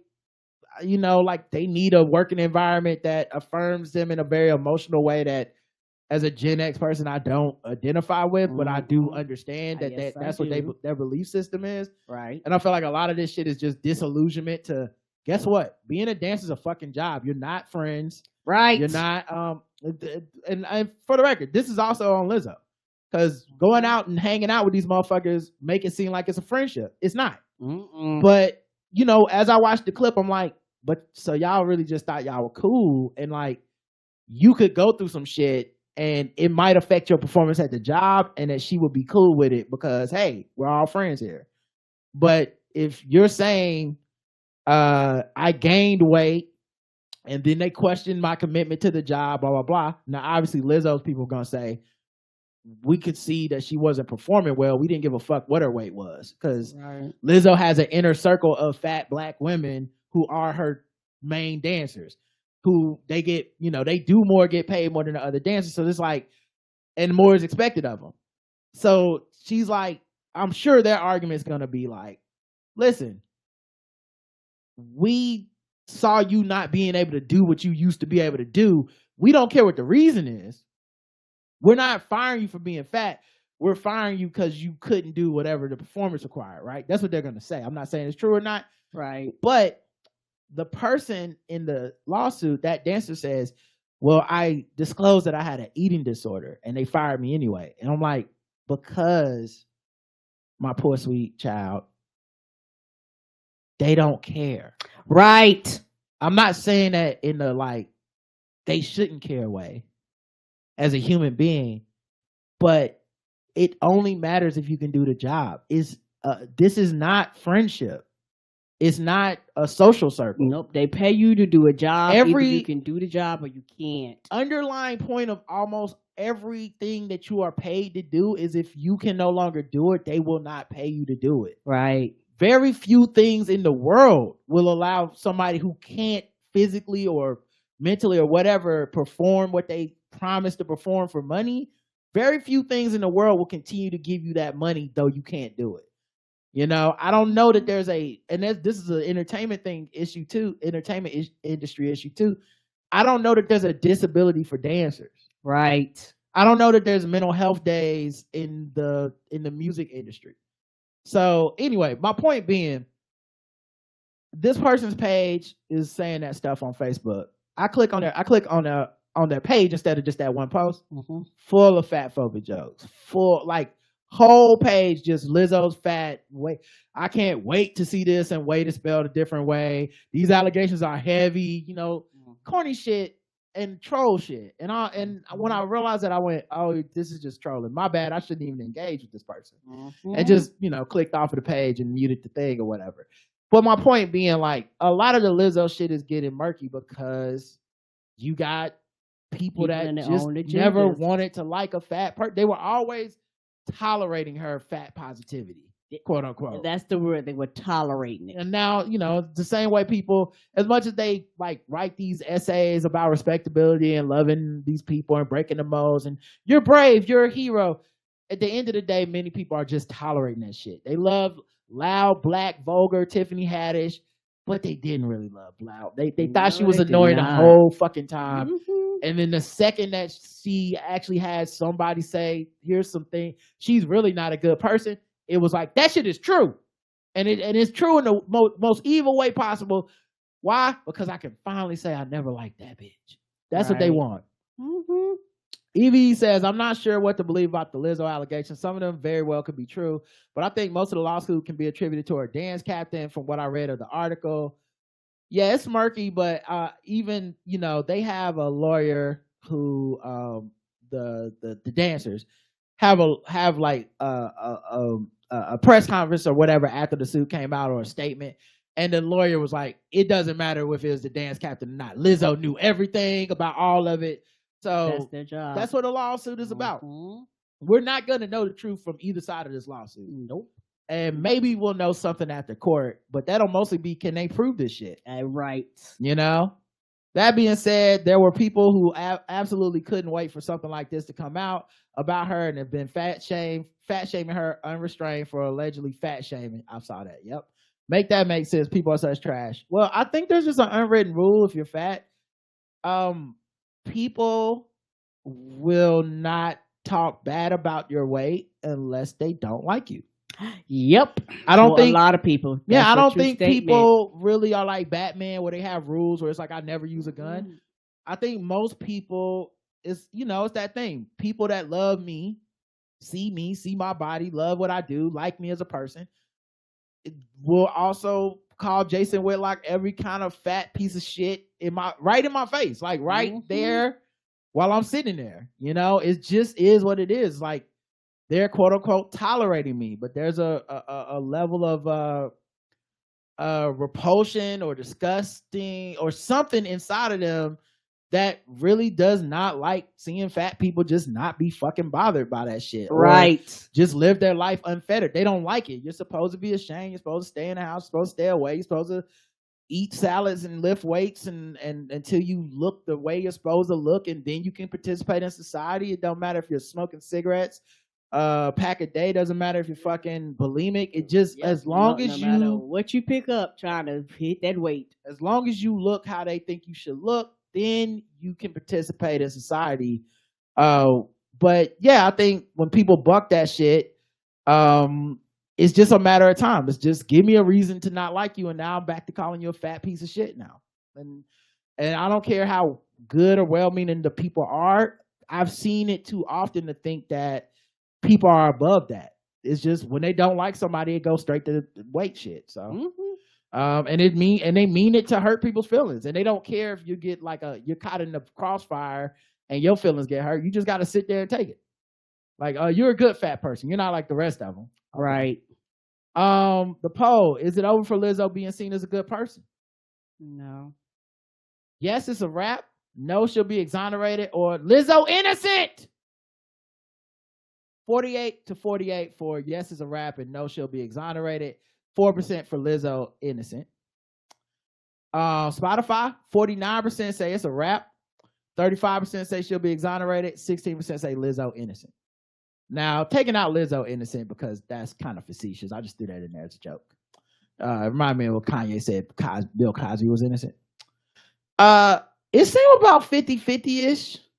And I think if it's 50-50, that means it's a wrap. Because I would say if we took this poll before this, it would be like 90%. Like we just said, do you think Lizzo's a good person? It would have been like near 100%. I can see that, yeah. So the fact that it is 50-50 with our audience, after everything we talked about, that means it's she took a hit reputationally that she's got to deal with. Her reputation now is 50-50 for a long time. And I don't think you recover from this unless you find out these women made the whole thing up, which I don't think you're going to find out. I think you're going to find out their interpretation of what happened is different than her interpretation. Mm-hmm. We went to the strip club. I was showing these bitches a good time. It was a sex club. If you didn't want to go, just don't fucking go. If when we got there, you saw it was a strip club before we went in, you could have just said, I'm going to go back to the hotel. I wasn't giving out raises and shit based on who went to the club with me, blah, blah, blah. But to the dancer, they're going to say, I felt like if I didn't go, she was going to be mad. And I felt like if she was going to be mad, I was going to lose my favor within the dancing troupe. And she was going to eventually get rid of me. And so you're not going to be able to disprove this to me one way. You're not going to be able to prove it or disprove it So that just means public opinion is going to be where this gets meted out, and public opinion seems to be 50-50, and that ain't good for Lizzo. No. And it's also one of those things where I try to find at the end of the day, she'll quote unquote be all right. And, like other people, they've taken hits and came back, and, the same people that said they was the worst will come back for some people, not everybody. But also, it's one of those things where it's a catch-22 for being a black woman. Black women don't get the benefit of the doubt as black men. And so I could see people just going, she was a fat black woman. So black women are the quote-unquote responsible for everything in the black community. So I can see some people just turning and just not having forgiveness or kindness or anything in their heart for that. Then I can see some people rallying behind her. Like, she may not ever have the squeaky clean reputation that she had before. But, I don't see her just quote unquote disappearing off of the face of the earth like people think that these people do. I didn't say that. The poll didn't say that. I don't think anybody's saying she's canceled, she's gonna disappear, or anything extreme is gonna happen to her. But I do think it's over for her reputation of like being a good person. Agreed. Because the accusations are too diametrically opposed to her reputation. The reason that people support her is because she's supposed to be better. And it's the thing that I said about Ellen, and I say about a lot of women, but people don't want to hear it because they like to not like these people. They like to be mad. No one wants to hear what the fuck I'm saying, but the worst thing a woman can do, the most unforgivable sin a woman can do, is to not be nice. Right. Period. It doesn't matter how powerful they are, any of this shit. We as a public will never be able to make it past a woman who's not nice. There are men who make a living off of not being nice, being assholes. I'm known for it. Like Chef Gordon Ramsay does a show about being an asshole in America because we think it's endearing that a man's an asshole. That fucking show, The Bear, everyone loves that fucking guy. And that show, we love it, but that guy's kind of like, he's an asshole, but he's a gifted chef, We like asshole men in that way. If a woman is like that, there's a level of celebration that will happen on some she's a diva or she's petty, but we look at it like a moment. Like, so-and-so had a moment of talking about so-and-so's dress or whatever. We don't let people just be mean and celebrate them like that, for women most of the time. Right. So I think Lizzo being a woman who is not nice after everyone thought we're being nice to you, we're being nice and letting you be fat. That's what they're really believing. And allowing you to be in our presence, basically. Right. So for them, it's like, finally we can be mean to her. I think that's what it feels like to me. So I don't think she's getting over it just because I don't think people would let it go. But we'll see. No voicemails this week. I'm sorry, what? No voicemails this week, but we do still have doing it for the gram. Okay.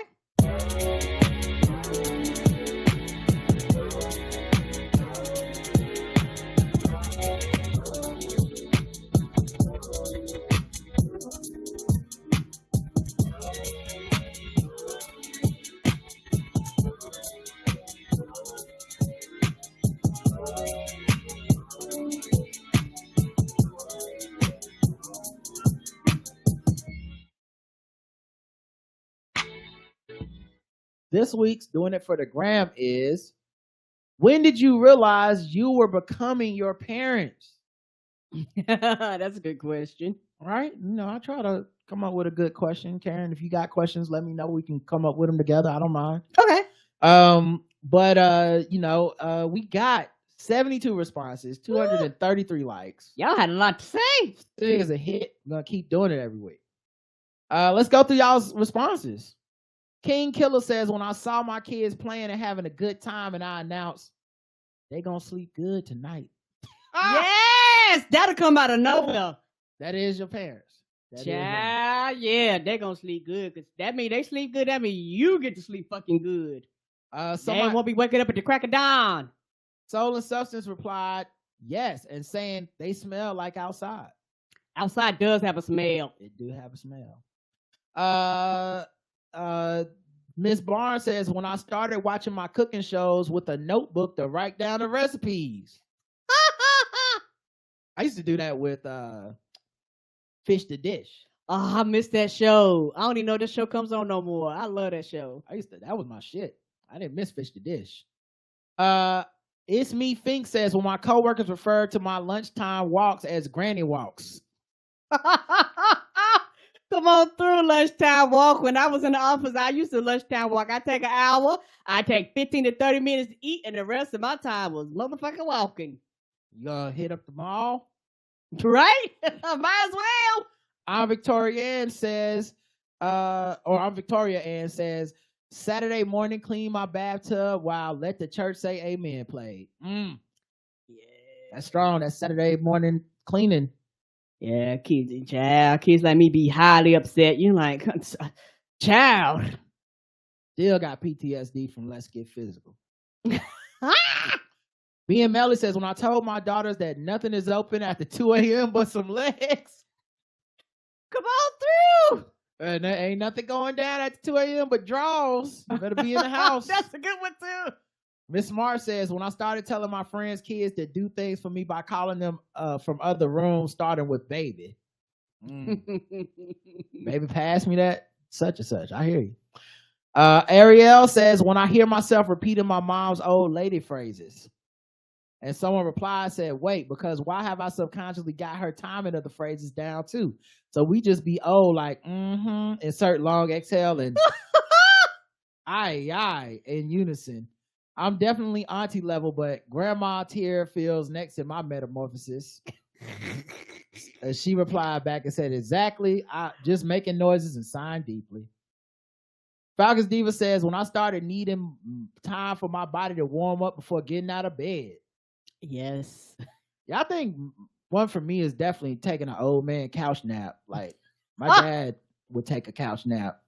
And I catch myself doing that sometimes on a Saturday or Sunday afternoon. Them be the best fucking naps too, don't they? Hitting up that couch nap. Soul and Substance says, when I started getting the kids' names mixed up, so I yell, you know who I'm talking to. Damn. Yeah, yes. It is also one of the not funny. One of the reasons why I do not get offended when people don't call me by my name and shit like that, because I went through that a lot. And my mama, she would go through her sister's name. She would go through everybody around the world name. And she looking at me and I'm looking at her. And ain't nobody, I know who you talking to out. Mm-hmm. And they be looking crazy. You looking at me. You know, in my family, we all got the same name. My brother, my dad, and me. So I'm very used to people fucking up our names.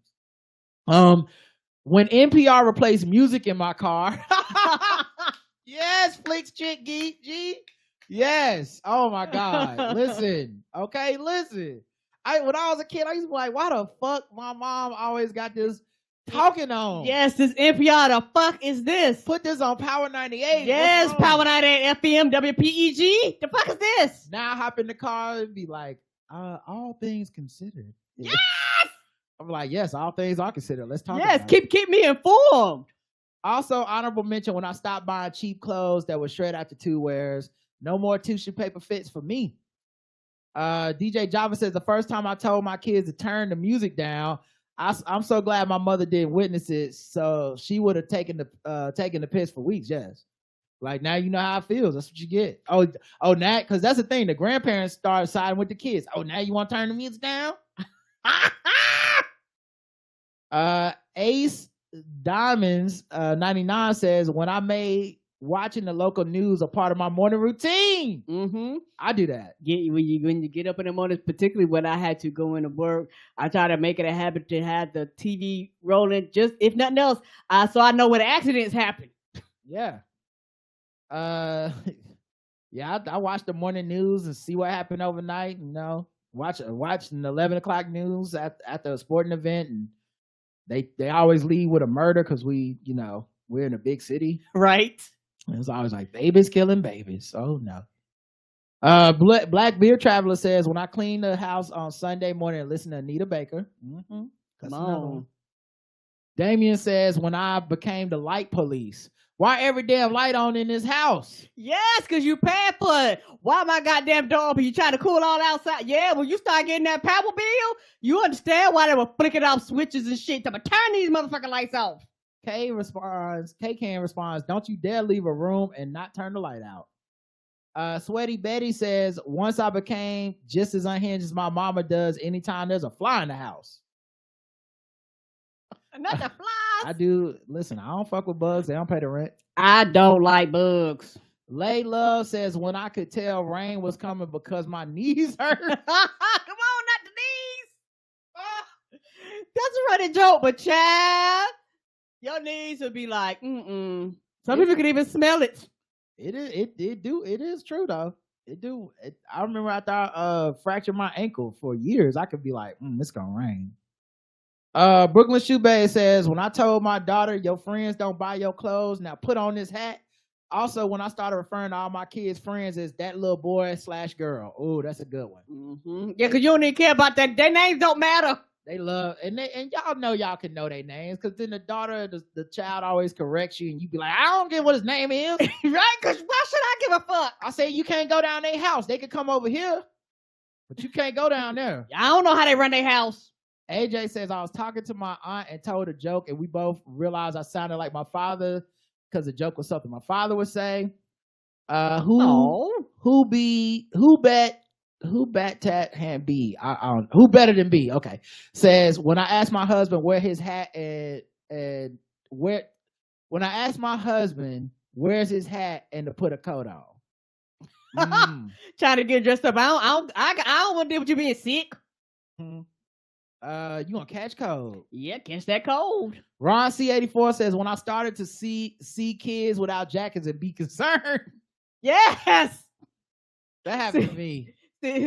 You see them without them undershirts. Honey, grandparents will cut you if you send a baby out without an undershirt in the wintertime. Yeah, that happened to me in New York a few times where I see somebody with a baby out and it's snowing and shit. I'm like, what the fuck?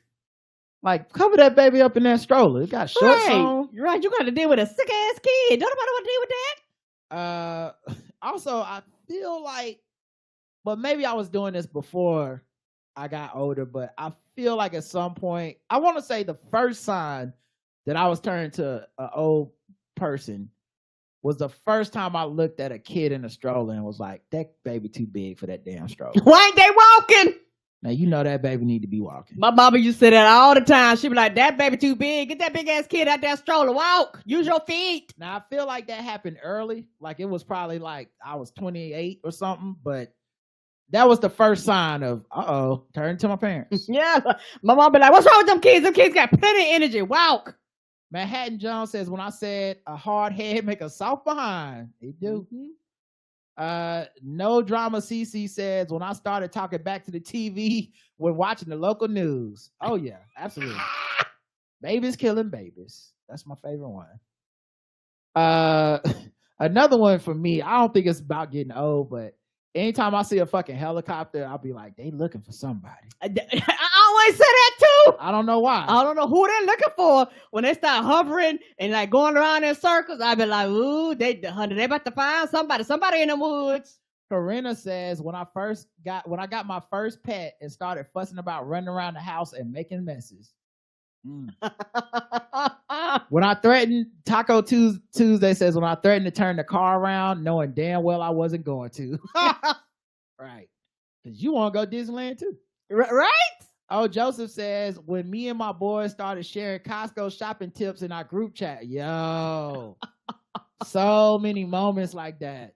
Yes, with shit that you beforehand you would have been like, what? Now you're like, that looks interesting. Listen, I remember really relating hard to Firestarter had a segment where they would talk about like, just because it's during the pandemic and there's like, you go to the store or whatever, and they would just be talking about like local buys and shit, like, oh, you got to go in Aldi's and get the salmon or whatever, and I'm like, okay, I'm writing it down, like all these and Mediterranean salmon, absolutely delicious. It wasn't wrong. But it's the kind of thing like my dad will be like, I bought these ribs, they was on sale at such and such, and you gotta cook them this way and all this stuff. And you know what? Something else I realized I was getting when you get excited about the most simplest shit. I remember not this trash can, but when I ordered like a big trash can, and that bitch can, I was so excited to open up a motherfucking trash can. And I'm like somebody I seen somebody posting online, they say, I am of the age now where I understand why people got excited, about winning appliances on the Price is Right. As a kid, you'd be like, y'all ain't going on no trip. As an adult, you'd be like, bitch, that's $2,000. Yes, get me a washer dryer set. I cleaned the oven at 4 a.m. this week. Okay.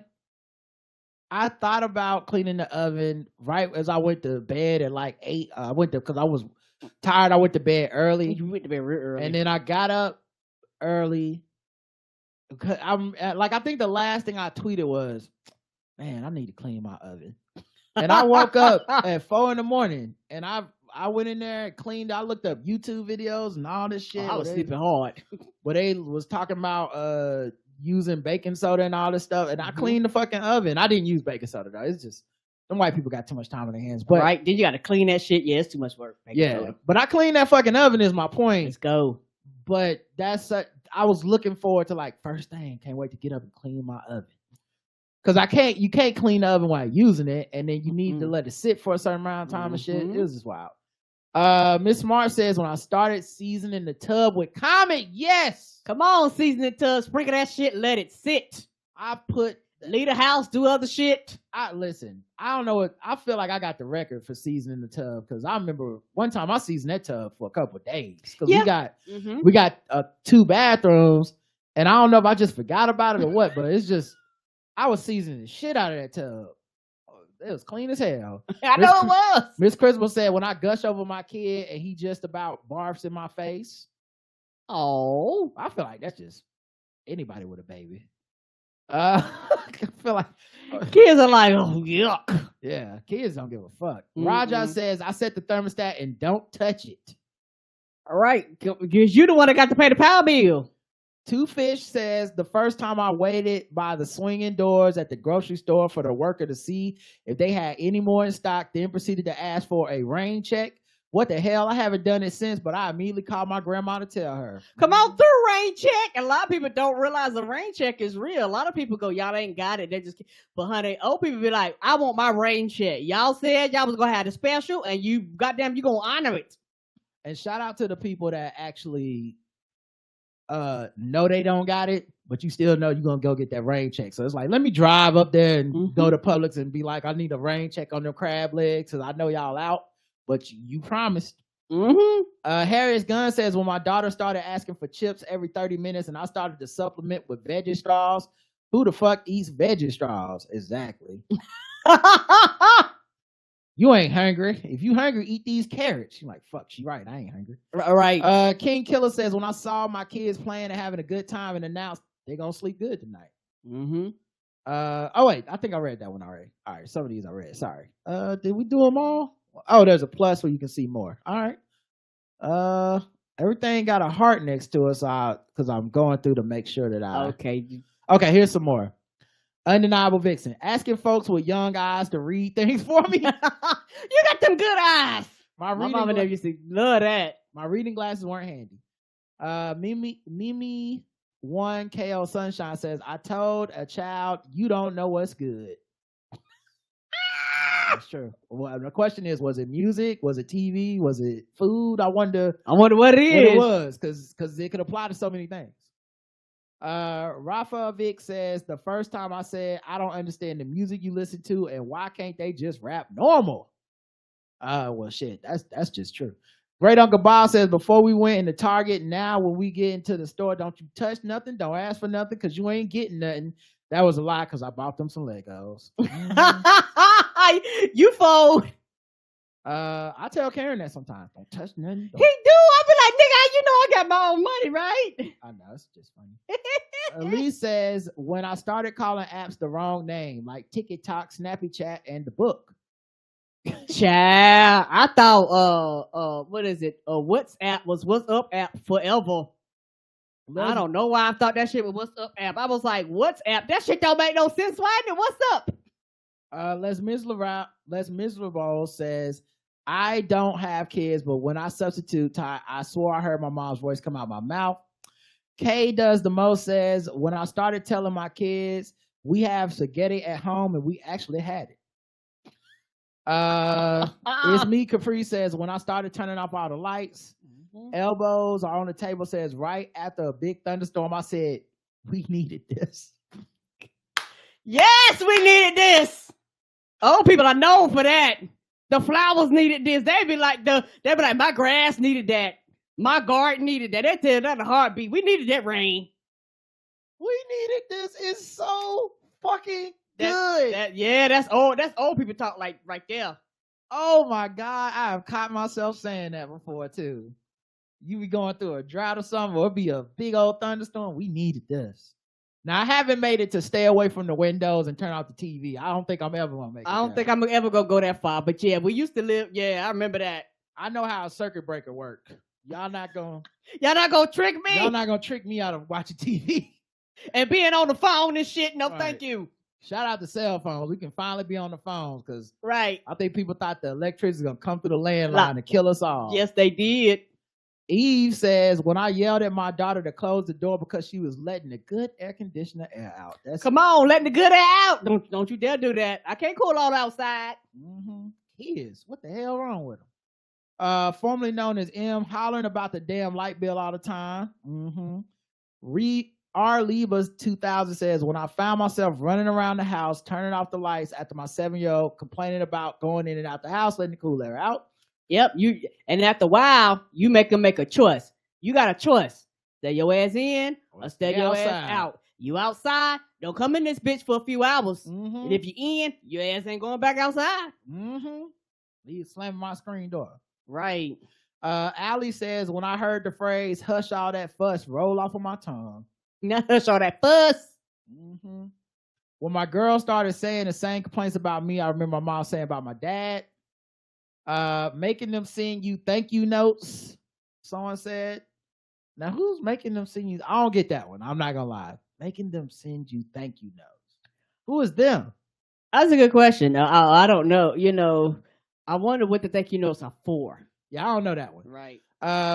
Friday Fairy says, when I started saying that baby needs a coat to myself. Yes. Oh my God. Yes. Oh, that baby gonna catch a cold. That's another one. That baby need it. That's the same one. Yeah, that baby need a coat. That baby gonna catch a cold. That's the same one to me. Mm-hmm. Three hold it for says, when my students moved on to middle school and I would say somebody's getting old and it ain't me. My mom said this all the time, even sounded like her when I said it. Oh. Kim says, when they asked me to turn the thermostat up during the winter and I said, how about you put some more clothes on? Right, because you ain't paying for shit. Everything is too damn loud, says Dr. T. Crowder. D the Great says, I started saying kids these days. That's a good one. Kids these days. Because that's a catch-all for anything. Yes, anything you don't like that young people doing, you can the kids these days. No matter what it is. The kids are objectively better than us in every statistic. We're like, these damn kids. Boy, I swear. I told my nephew he smelled like outside, says Eve. Dave said, Dad versus D says, when I was at the grocery store with one of my kids and asked them to put that back in the shelf because it wasn't on sale and I didn't have no coupons for that. Not the coupon book. Come on through. Made them go back for that bag of cereal, huh? Right. PhD. The one not in the box. PhD says, turning off lights and checking the fridge for milk and juice boxes. Who that row 504 says, when she started responding to something I told her with, okay, Gladys, she knows how to shut me down instantly with that one. I guess like your kid. Mm-hmm. Juicy Mama's daddy says, first time I told my daughter, if you can, you can hear. Ain't that the truth? Hung up my J's for sandals and socks soon after. Put them in the Raptors player. You go to the Hall of Fame. When my child says something sassy and I reply, you better adjust your tone. Come on, adjust your tone, adjust your attitude. my mama used to be like, I didn't piss in your cereal. That's what she used to tell me. Yeah, my dad like take some of that bass out your voice. Mm-hmm. Eve says, when I said they don't make good music like they used to. And so I said, I don't understand rap like the rap now. Like how? I could understand Busta, ODB, and Twista. That's true. Right. And then someone just replied, they don't. They don't make music like they used to. Red Dow says, when I started telling my child we have food at home and things cost money. Mm-hmm. Appia's mom says not yet. So Appia, the only one of us that has never sounded like their parents. Even though she got kids. Give it some time. Give it some time. Heavyweight says, when I started punctuating my sentences with the phrase, like I say, even before things I never said before. That is true. Karen does that a lot. like I always say, I'm like, she's never said this, but it's fine. Let me be. Yeah. Dad versus the says, also I propose tipping for the gram as a segment name. Tipping from the gram. Okay. Not bad. And that's all the comments for this episode of what was it? Doing it for the gram? Mm-hmm. Doing it for the gram. I like doing it for the gram. We're going with doing it for the gram, everybody. Thanks for your suggestions. All right, last segment, emails.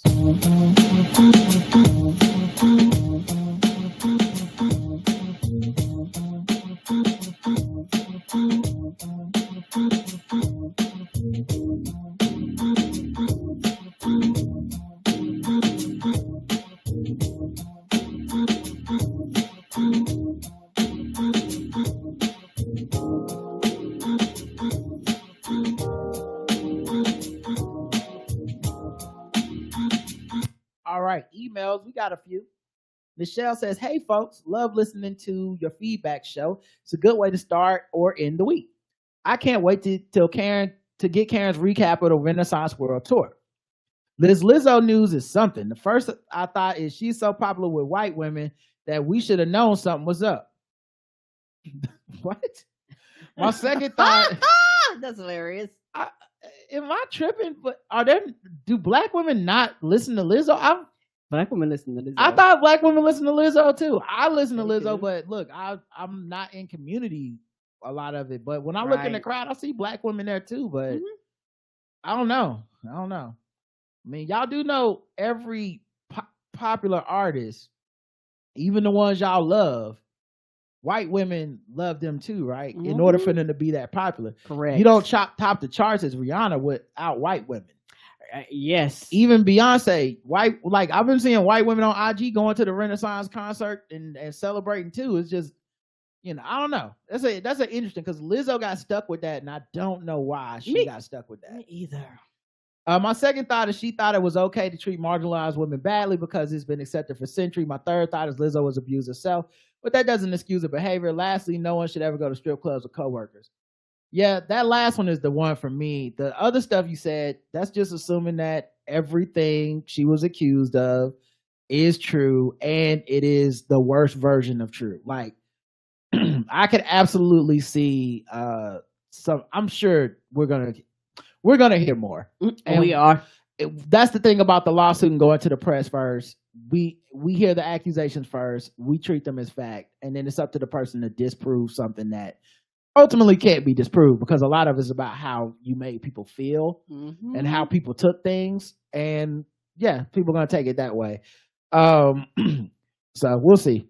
Trump question. Brandy says, hi, Ryder Karen. Listen to episode 2745. A president is not a king, and it's another incredible episode as always. 5 stars. Thank you. And a couple people mentioned it on the show too, that those episodes we didn't do as much segments and we just kind of talked, and it's something I've been experimenting with as the person that picks the topics and stuff. And I'm glad y'all like it, because I kind of think it's I'm enjoying just sitting and talking. Yes. Instead of trying to be so worried about the time and how we're going to get to this thing and that thing. Correct. Fuck it. I'm listening to your thoughts on the most recent January 6th indictment, and I'd love to hear your thoughts on what you believe the actual consequences will be. I 1000% believe that he will likely be found guilty of several state and federal charges based on a number of cases he is involved in, but I don't think he will face any real consequences. No joke. I would bet my actual life that he will never see the inside of a jail cell, and at best he will face fines and possibly be prohibited from running for office again. His co-conspirators will absolutely go to jail, but not him. And I think he will fight the fines for years while still being on Truth Social and all the other right-wing media outlets, maintaining his power over the party. I wonder what the actual hard-hitting punishment will actually be. I suppose I'm part of the negative hive mind you've been able to avoid, but I worry this will be like the impeachment. Great to do, good for the history books, but it doesn't actually stop anything because there are too many people in power that think punishing an ex-president is worse than any crime said ex-president could commit. Overall, when found guilty of his various crimes, what real impact does it have other than similar to the impeachment, showing that there are some people who still believe in rules, but he's still free and semi-rich, still out in the world? Or do you feel that him being found guilty is symbolically enough for the country? Well, that's a lot of stuff going on in your head that you're treating as like fact. I'm open-ended. I don't know what'll happen to him. Mm-mm. I don't know if he would go to like a prison situation just because it's unprecedented. Right. We're in unprecedented waters, and I'm open to everything. We haven't even gotten this far before with a president. A president's never been fucking indicted. And this motherfucker's been indicted on 73 different charges and shit. I don't put it past Merrick Garland and them to try to put him in jail. Period. I also don't know that we have an apparatus to put a fucking president in jail just because of the position. So it might end up being some form of like a house arrest situation where he's not allowed off his grounds of wherever the fuck he resides or something. So I'm open to that possibility. As far as the impeachment, I don't think it's like the impeachment at all, because the impeachment is decided by his peers, not a court of law, not a jury, not a judge. It's just Republicans stopping people from punishing a man that should be punished. So to me, you don't have to worry about that in this situation, because we're not going to say, hey, Republicans, can y'all find this man guilty or not guilty? That's not even an equation in the courtroom. So I would say I'm not going to stop being hopeful. I'm not going to limit my imagination either. Yeah, I'm not going to limit my imagination, but I will say this. I'm going to keep it real with you. The bar is low for me. And the reason I said the bar is low, this is the only thing I want. Anything above this is gravy. I just do not want him to ever be able to hold any office anywhere. I don't give a goddamn this motherfucking dog catcher again. Period. Everything above that is gravy to me. I don't want him running for president. I don't want any of that. I don't want him to have the possibility of running for office. Once that is settled, I don't give a fuck. I don't give a fuck if they put him on house arrest. I don't give a fuck if he's on probation for the rest of his life. I don't give a fuck. I just do not want this man to have the capability to run this goddamn country.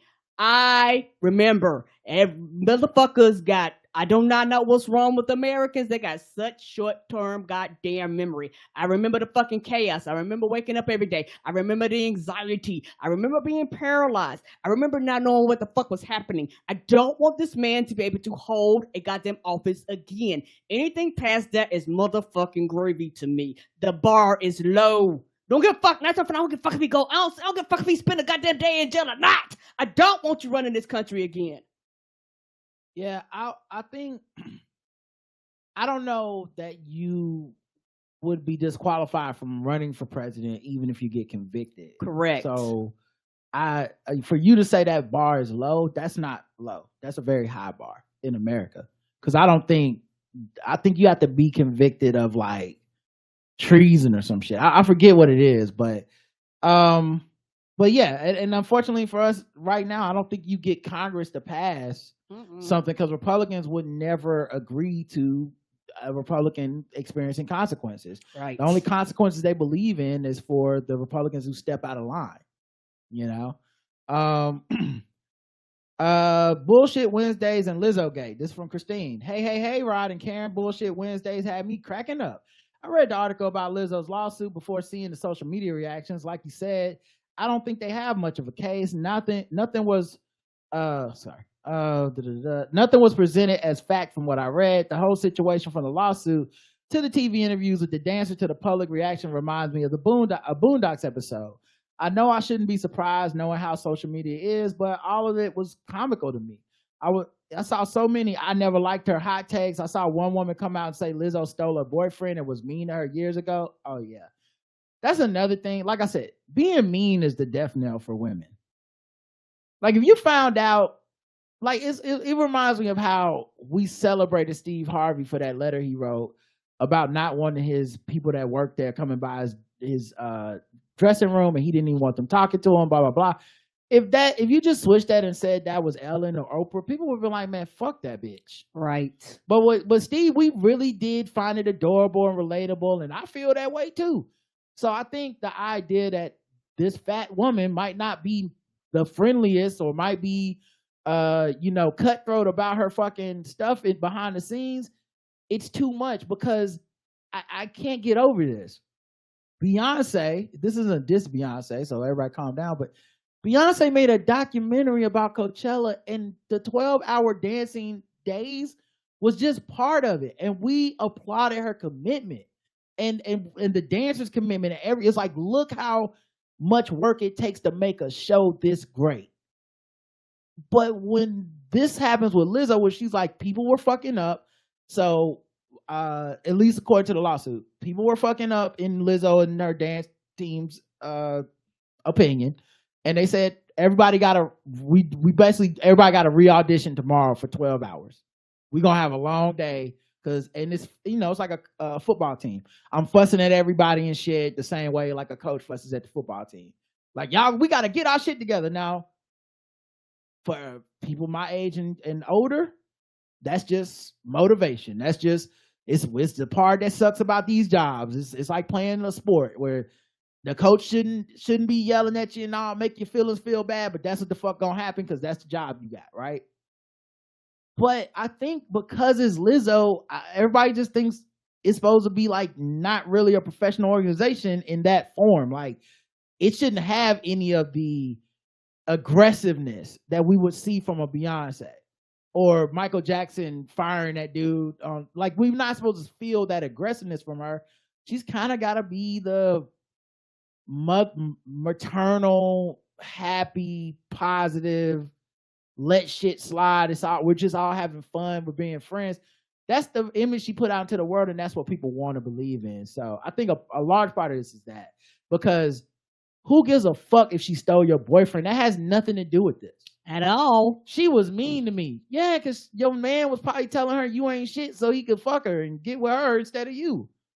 And I don't know if you ain't shit or not, but that seemed more like his fault. Right. She didn't promise to be with you. That dude did. Correct.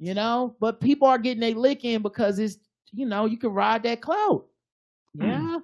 I saw fans making videos crying over the news, and that whole situation with the dance captain reads like a skit. The only thing I know is that only time will tell what the truth is, if that, because in the court we don't often find out. I briefly got a taste of working with the entertainment industry years ago and quickly realized that world was not for me. One of the reasons is because the professional and personal lines are often blurred. People get a little too comfortable and problems ensue. I don't like that sort of chaos and confusion. I know people at my job with game theory probably thought I was a little weird, but that's why I went my ass home every night. Right. Like, I respect them, and every once in a while I go out and do something to support, like, oh, you're doing stand-up, I'll go see that. But afterwards it's like, yo, we going to a bar, I'm going home. It's just, I've had a professional background until I started working for myself and until we started doing this podcast full time. Mm-hmm. So until then, I've been used to an HR department. Yes. I've been used to, you need to be at work on this time and leave at that time. Right. You pay me 40 hours a week and nothing more, nothing less, unless I get some overtime. Yes, sir. So I'm used to a certain type of environment, and it lends itself to me being like, I'm absolutely not gonna be kicking it with everybody. Like, we cool just because you think it's personal because we're at your house, and I come in Monday and find out it's actually still professional because you decided that as co-workers that we weren't off the clock anymore. You see what I'm saying? So why would I even risk that? Why would I even worry about that? Right. And it's also, one of the things, but I'm like you, we went from a lot of the food industry where, and I turn funny, a lot of that shit doesn't have regulations, and people do all types of things, and from going to that to going to corporate America. Like I said, corporate America for decades. So I'm used to, like you said, rules and regulations, a chain in command, holding people accountable. So to get in those nebulous bullshit scenarios where he say, she say, I'm not here for any of that. Yeah, I don't like going to the strip club with my coworkers and shit. Any of that stuff. I know artists and their dancers can often form a close personal relationship, but at the end of the day, it's still employer-employee relationship, and mixing business with pleasure is always messy. Some of this stuff might have been no big deal back in the day. I'm thinking of stories I heard about Janet and her dancers, Madonna and her dancers, but we're in a different time now. You took the words out of my mouth. I was literally about to say, back in the day, it would be seen as like a privilege to be among Madonna's inner circle and all the freaky sex shit they were getting into. It was seen as a good time. None of us ever goes back and questions like, well, those people worked for Madonna. Right. So were her dancers actually like there because it was a sex positive environment and everyone's just like fucking and doing what they want to do and everything's cool? Or did they feel like, if I don't go to the club with Madonna and do cocaine and fuck people tonight, I might not have a job tomorrow? Now, Madonna may never say that. She may never feel that. She may never act on that. But we're now at a point where your inner monologue, motherfuckers are turning that into reality. Like, I'm going to sue you on the basis of an inner monologue I had that I don't necessarily know that you ever did anything to apply that. I saw a clip on TMZ where they talked to two of these dancers, and I mean, I'm not trying to be a dick, but it was the most like, oh, this is like young people shit. You know what I mean? Like, the clip was very much like our feelings, and we felt like, because they asked her straight up, like, did Lizzo say this? It's like, well, we felt like it could be, and I'm like, oh, nah, see, I just am not built to take that on. Like, if I were to tell Karen, like, something happened to me at Game Theory, it's not going to be my feelings. It's going to be, yo, they told me if I don't come in at 10 a.m., they're going to fire me. Yeah. I would never be like, they made me feel like if I don't get there at 10 a.m. No. Facts on. Facts only, nigga. I have so many other comments regarding the episodes this week, but I don't want this email to be so long. This is a fun and funny week. I was celebrating with y'all on Indictment Day. It's nice to have a space to come to where politics and current events are discussed rationally and realistically, along with nuance and some jokes. That's what we try to do. I hope y'all have a time of your life when you see Beyonce. Can't wait to hear about it. I will be seeing her in September. I'm counting down. It will be my first Beyonce concert too. It's been a long time coming. I never had the funds before, but I made sure I did this time. Just need to find my outfit. Love y'all, Chrissy. Thank you. I'm excited. Me too. Dee Dee says, Dearest Rod and Karen, I've been listening to the show for a few years. However, this is my first time writing in. I found you all via the now defunct podcast that Francesca Ramsey, aka Jessica Lee, on Twitter hosted with her now ex-husband, Last Name Basis. Oh yeah, I used to listen to Last Name Basis. Yes, we love her. On an episode, she mentioned that she listens to a show that has a segment called White People News. I paused their episode to download your podcast. I've been listening ever since. Oh, that's very sweet. Yes. Shout out to her. Anywho, on the reasons I'm writing, I thoroughly enjoy the banner that you, EVE, Miss Barnes, and the rest of the Arby's crew have. Because of the show, every time I pass an Arby's, I check the drive-thru to see if any cars are present. Of course, there never are any. Of course. Unfortunately, I fear that due to the laser focus on Arby's being a money laundering front, and believe me, I'm in full agreement, you all have been blinded to the OG drug peddling establishment, Applebee's. Oh, shit, Applebee's. I know you may be thinking, but how could Applebee's be a farce as they actually have patrons frequent their sham of a restaurant? They do. I like to put your attention to Exhibit A, their infamous 2 for $20 menu, a combo deal that is beloved by many even before the times of inflation. One could go to Applebee's with a friend, lover, etc., and enjoy an Applebee's appetizer and 2 separate entrees. However, the entrees featuring food items that, while not exorbitantly expensive, weren't the cheapest ever, like steak and shrimp.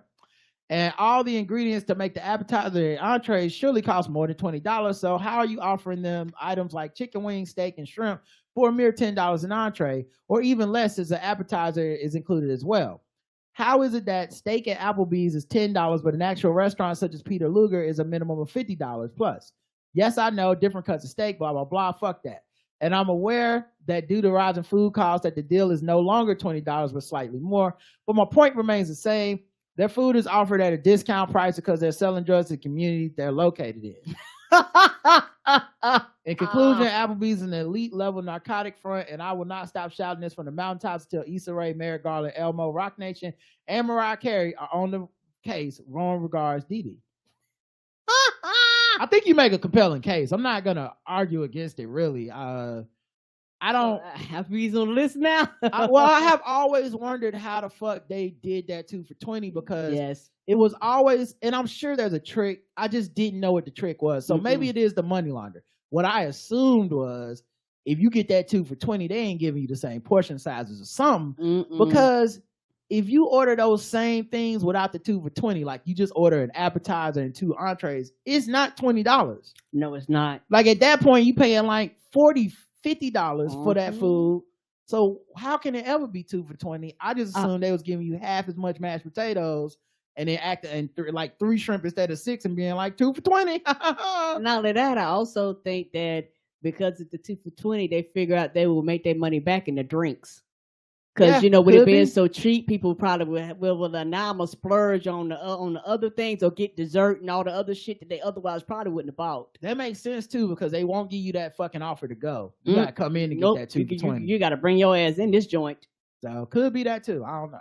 Because, at least Applebee's does have that alcohol to hide behind. Like, they could make money that way. Yes, they can. And you know that Arby's don't sell alcohol. Not to the best of my knowledge, they don't. I don't know. Don't give me no ideas. They might get in the business. So they give gang. They just giving you $5 Wagyu beef, and you just supposed to believe it. Wagyu is high.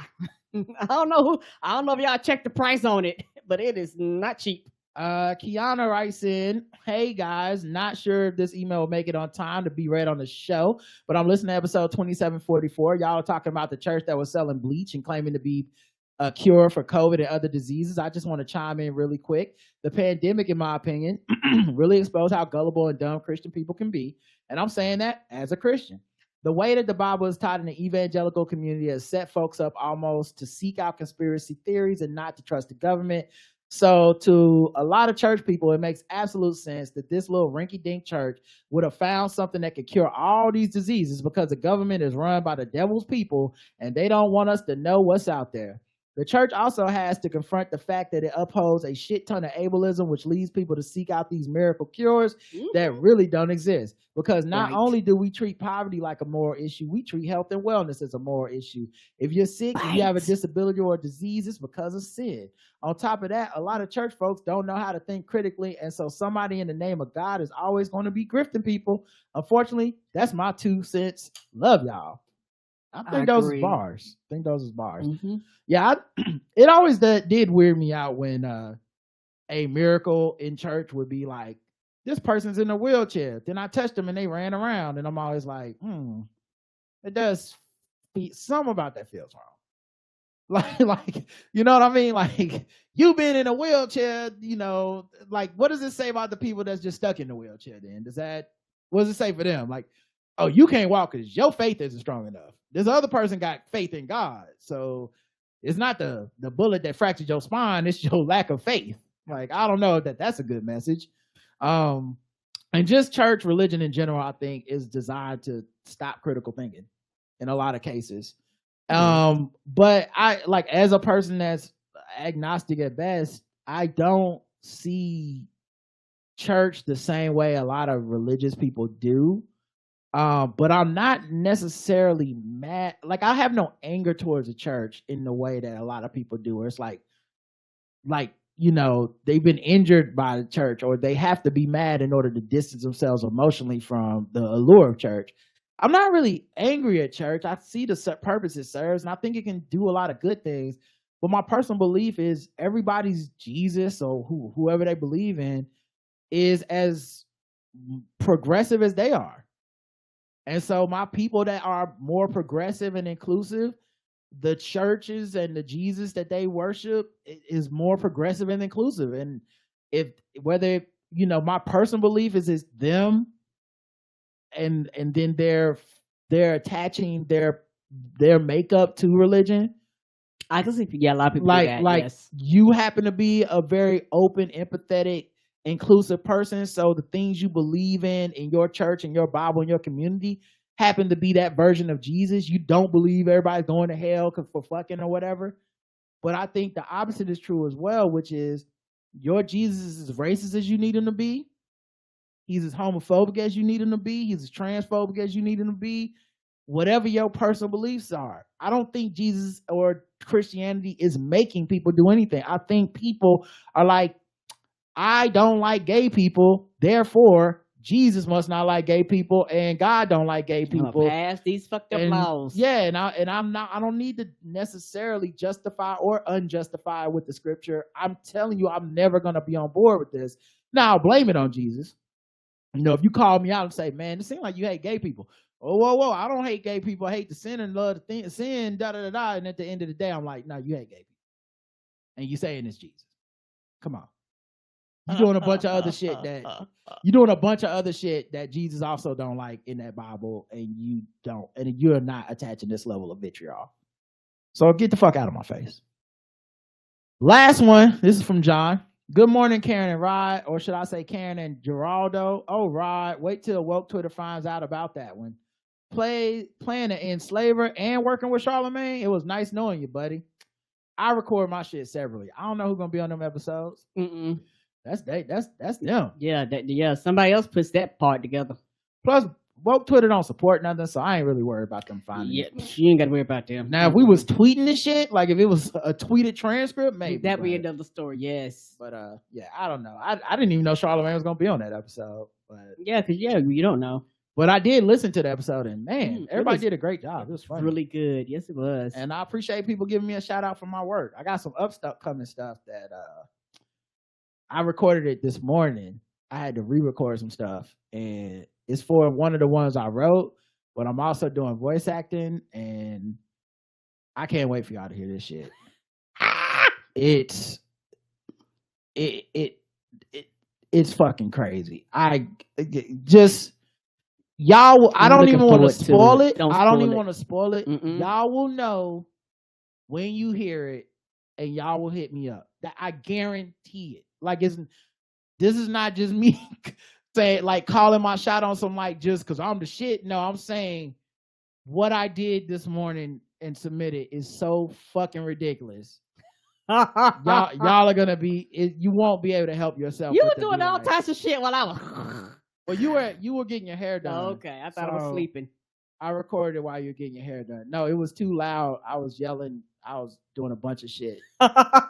So this is crazy. I don't even know what to tell y'all. Isn't it funny how the moment that the Trump indictment was announced, over Twitter, hundreds of bots were posting Garland wasted a year bullshit, almost like a coordinated Russian campaign. Just to correct the record, Lisa Monaco, the assistant attorney general, authorized the seizure of Rudy Giuliani's cell phones on her first day. Granted, it was for a different investigation, but I'm sure she was well aware that it was likely going to yield very important evidence related to January 6th. Also, as soon as a new U.S. attorney that had been held up by the Republicans was sworn into office, an investigation into Sidney Powell and the fundraising aspect was already underway. So right there's co-conspirator 1 and co-conspirator 3, both already on DOJ in the DOJ's crosshairs. Within only 6 months of Garland getting the job, DOJ was also reportedly asking lower-level insurrectionist questions about the organizers in late 2021.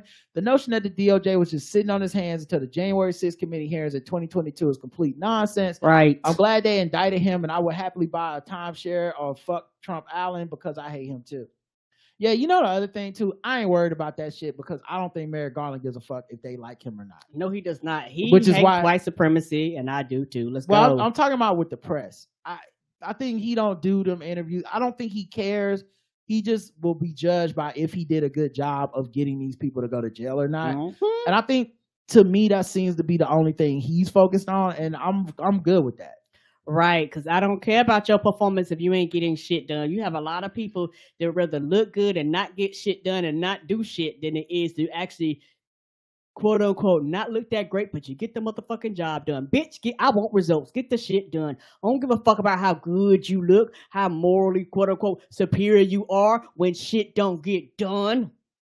Yeah, I look at Merrick Garland a lot of way I look at Biden and this, that they're white men that can take the unfair criticism that come with the job and be just fine. And they don't seem to be too worried about the unfairness of it. They just do their job and try to do it as best as possible. And I'm going to just roll with that. Man, that Lizzo story is wild. Gives a whole new meaning to the phrase banana split. Right, you're absolutely right about the outrage about Howard Stern at the time. I was young and immature, and that was part of the reason I was a big fan. Unfortunately, I made the mistake of telling that to a very feminist girl I went on a date with in college, and you could probably guess how that day went. If you are right about him being the first shock jock to really hit the big time, sure, there were other guys like Don Imus, Tom Likas, and the Grease Man, but none of them came anywhere near Stern's ratings. Right, and he's still around today. A lot of them done faded away. And Howard was dead. Oh, and yeah, Howard was absolutely the template for people like Adam Carolla, Joe Rogan. Heck, they were even guests on Stern's show before anyone really knew them. Yep. P.S. Just wanted to let you know there's a series of books about legendary albums called 33 and the Third. It's been mostly focused on rock albums, so the list has been heavily white. But a black author named Kimberly Mack just published one about your boys Vernon and Corey from Living Color and their second album, Time's Up. In an interview, she mentioned that she'd been trying to get it published since 2014. Wow. But after several rejections, it was only during the summer of George Floyd that it finally got greenlit. Of course. Of course. Anyways, I thought you'd appreciate that. Cheers and stay safe, John. Thank you. Mm-hmm. We appreciate it. We do. And shout out to Vernon and Corey. Mm-hmm. Love those guys. We do. I need to ask them to come back on the show. So mm-hmm. I'll be seeing them out. They living their life now. I'll be on there living their best life. They be out rocking and taking selfies with all these other famous rockers and shit. And I'm just like, oh, they outside. You love to see it. Mm-hmm. All right, that's it, man. We're done. Appreciate y'all. We'll be back. I don't know when, because next week we're going to see Beyonce, and I don't know how many shows we're going to be doing. Yeah, I know we're supposed to see Kev on stage too, so we might not even have a show next week, or we may have one or two shows. We'll see. You know how it goes, but don't forget to get those live tickets to the live show. We really appreciate y'all doing that. And until next time, I love you. I love you too. Mwah. Bye, everybody. Have a good rest of your night. We'll talk to you soon. Peace.